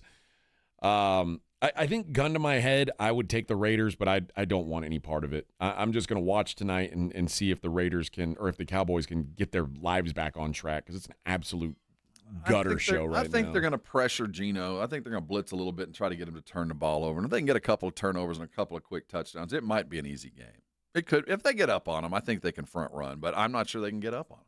It's been a while since. Well, I guess they ran up on the Commanders a little bit, but yikes! Also, Geno Smith, he's so bad. He's awful. So there's all of that, but 3.5 ain't that big a number. It just really isn't. I know. I'm being real here. I mean, what would it be if they were at home? About 3.5, right? No. If the Cowboys were at home, we'd be talking about. You think it'd be 6? It'd probably be 6.5. Oh, see, I don't see that either. So that sounds crazy. I just think 3.5 is about a 4.5 point win, right about right. These are two bad football teams. Yeah. Well, when there's two bad football teams, I get a home team getting over a field goal. That's usually the way I go. But I do not have much faith at all in this Raiders team. So, but a good chance for the Cowboys to make a statement tonight, no doubt. And quite frankly, they really need to make a statement. Here comes Hell Month. It starts right now. It does. In the association tonight, finally the Spurs take a night off. We'll let them rest up after. Hope Wemby's long calf gets better. Well, and Steph Castle with a broken hip. Not broken. But you send people into a panic. What? No, not broken, but it hurts your hip. The Cavaliers kick off the night against the Milwaukee Bucks. Cavs -7.5 against Milwaukee. It should be a pretty good game, I would think. Cavs are cooking right now. They really are. Well. They've started to figure it out after a slow start to the season. Detroit continues to just be a train. They are 10.5-point favorites against Indiana. I don't know when's the last time you checked in on what the Pacers are doing. Do you know what the Pacers' record is? Not good. 1-12. Not good. The team that was in Game 7 of the NBA Finals last year is 1-12. It's quite possible Tyrese Halliburton's the most valuable player in the history of time. Who'd have thought, right? Yeah, it's crazy. And they booed Miles Turner when he came back. Oh, Come yeah, on please, now, dude. Yeah, he was smart to get the hell out of there. Philly laying 5.5 against the L.A. Clippers tonight. Then that's at home? In Philly. In Philly? Yeah, Philly -5.5. The Miami Heat are -1.5 at home against the New York Knicks. I like the Knicks here. The Raptors 8.5-point favorites over the Hornets. That's in Toronto. Dallas catching 2 touchdowns against the Vikings. Oh wait, that's the that's not the Cowboys Vikings. That's the Timberwolves. 14-point favorites against the Mavericks. What a mess the Dallas Mavericks are organizationally. I saw what a disaster. Fake news come by that Dirk is the new GM, and I kind of went, I know this is fake, but I wish this would happen just for the time being. There's crazier things. I'd like to see. Let's let Dirk GM it for the rest of the year. Let him play with this thing for 6-8 months, and then you can go hire a professional. How about the Oklahoma City Thunder are in New Orleans taking on the Pelicans? The 13-1 Oklahoma City, 2-11 Pelicans. What do you think the line is there? If I was a betting man, I wouldn't look at anything less than 7 points. What if I told you the Thunder are favored by 17 and a half points? That's a big number. It really is. That's a huge number. I mean, come on. I don't want to bet and put any money near the Pelicans, but 17 and it's not. If OKC blew teams out, if their intention was, I would be no worry. They just don't do that. Well, and here's the other thing: the Pelicans just fired their coach. Yeah, Willie's gone. And Borrego, by the way, San Antonio Spurs own Borrego gets a gig. So congratulations, James. And often you get a new coach bounce. So I think I would be on the Pelicans tonight. 17 and a half. That's a crime. That is a big number at home. And the Chicago Bulls, would you argue, have been a pleasant surprise? Yes, very much so. They're in the upper echelon of, a pleasant surprise. What if I told you they were playing in Denver tonight? What would you expect that number to be? Denver and 8. Denver minus 14 and a half. See, I don't like that either. That is a. Is there somebody hurt that I don't know about? I don't know. I mean, it seems Giddy's back. Yeah, that just seems like too a much. Broken number. I don't get it. I'd look into it, but yeah, that is a alarmingly big number. In the NHL, Vancouver's at Florida. The Panthers minus 290. That is a massive line in the NHL, minus 290, which is weird because these teams, the Panthers are 9-8-1 on the season. The Canucks are 9-9-2. These teams are pretty close on paper. Minus 290. Who's the hot goalie? The Florida has a really good goalie. That's probably why. The LA Kings are at the Washington Capitals. The Capitals are minus 130. Carolina Hurricanes minus 190 in Boston, taking on the Bruins.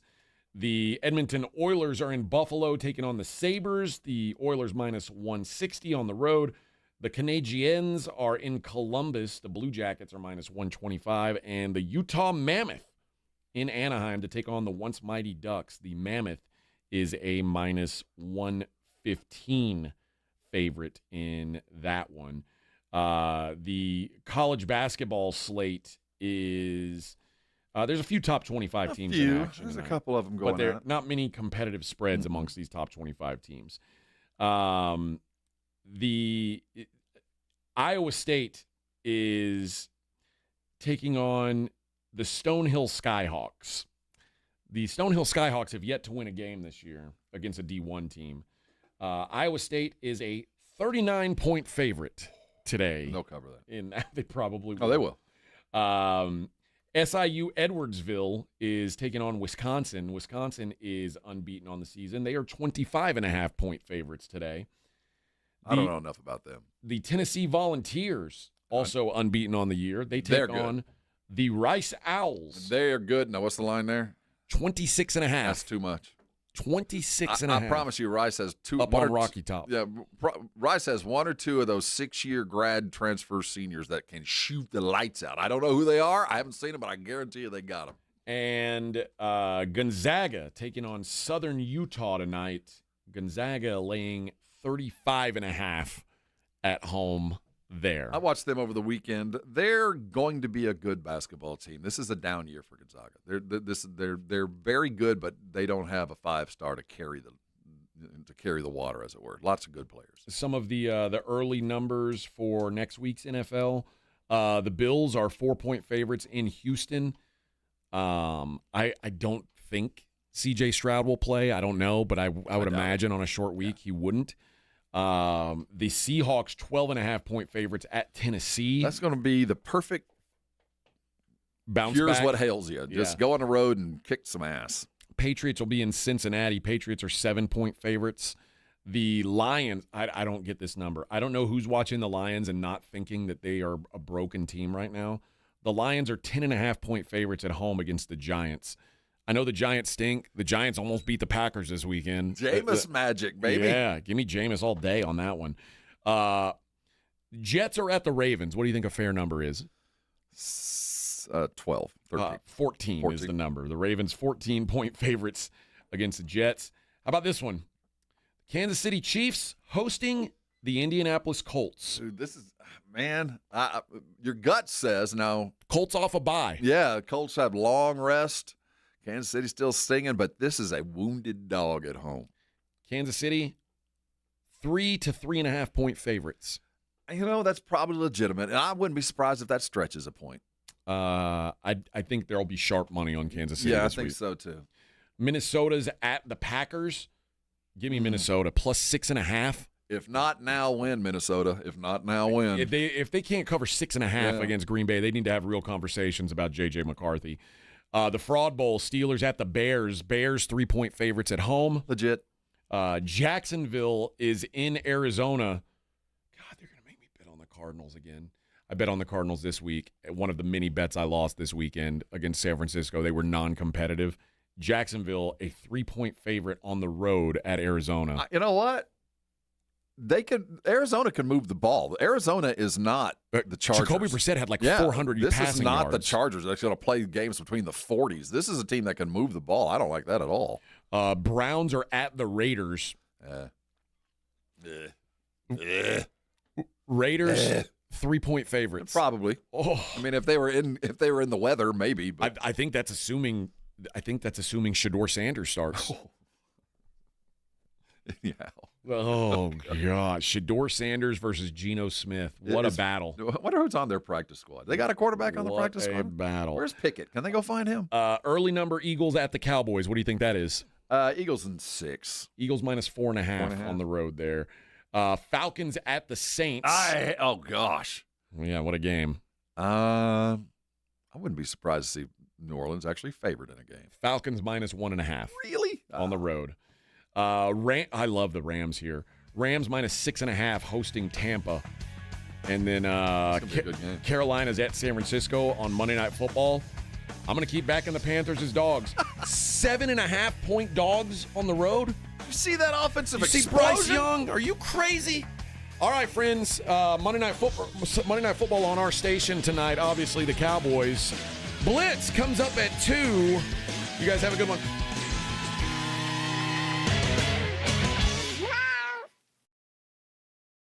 AJ Hoffman and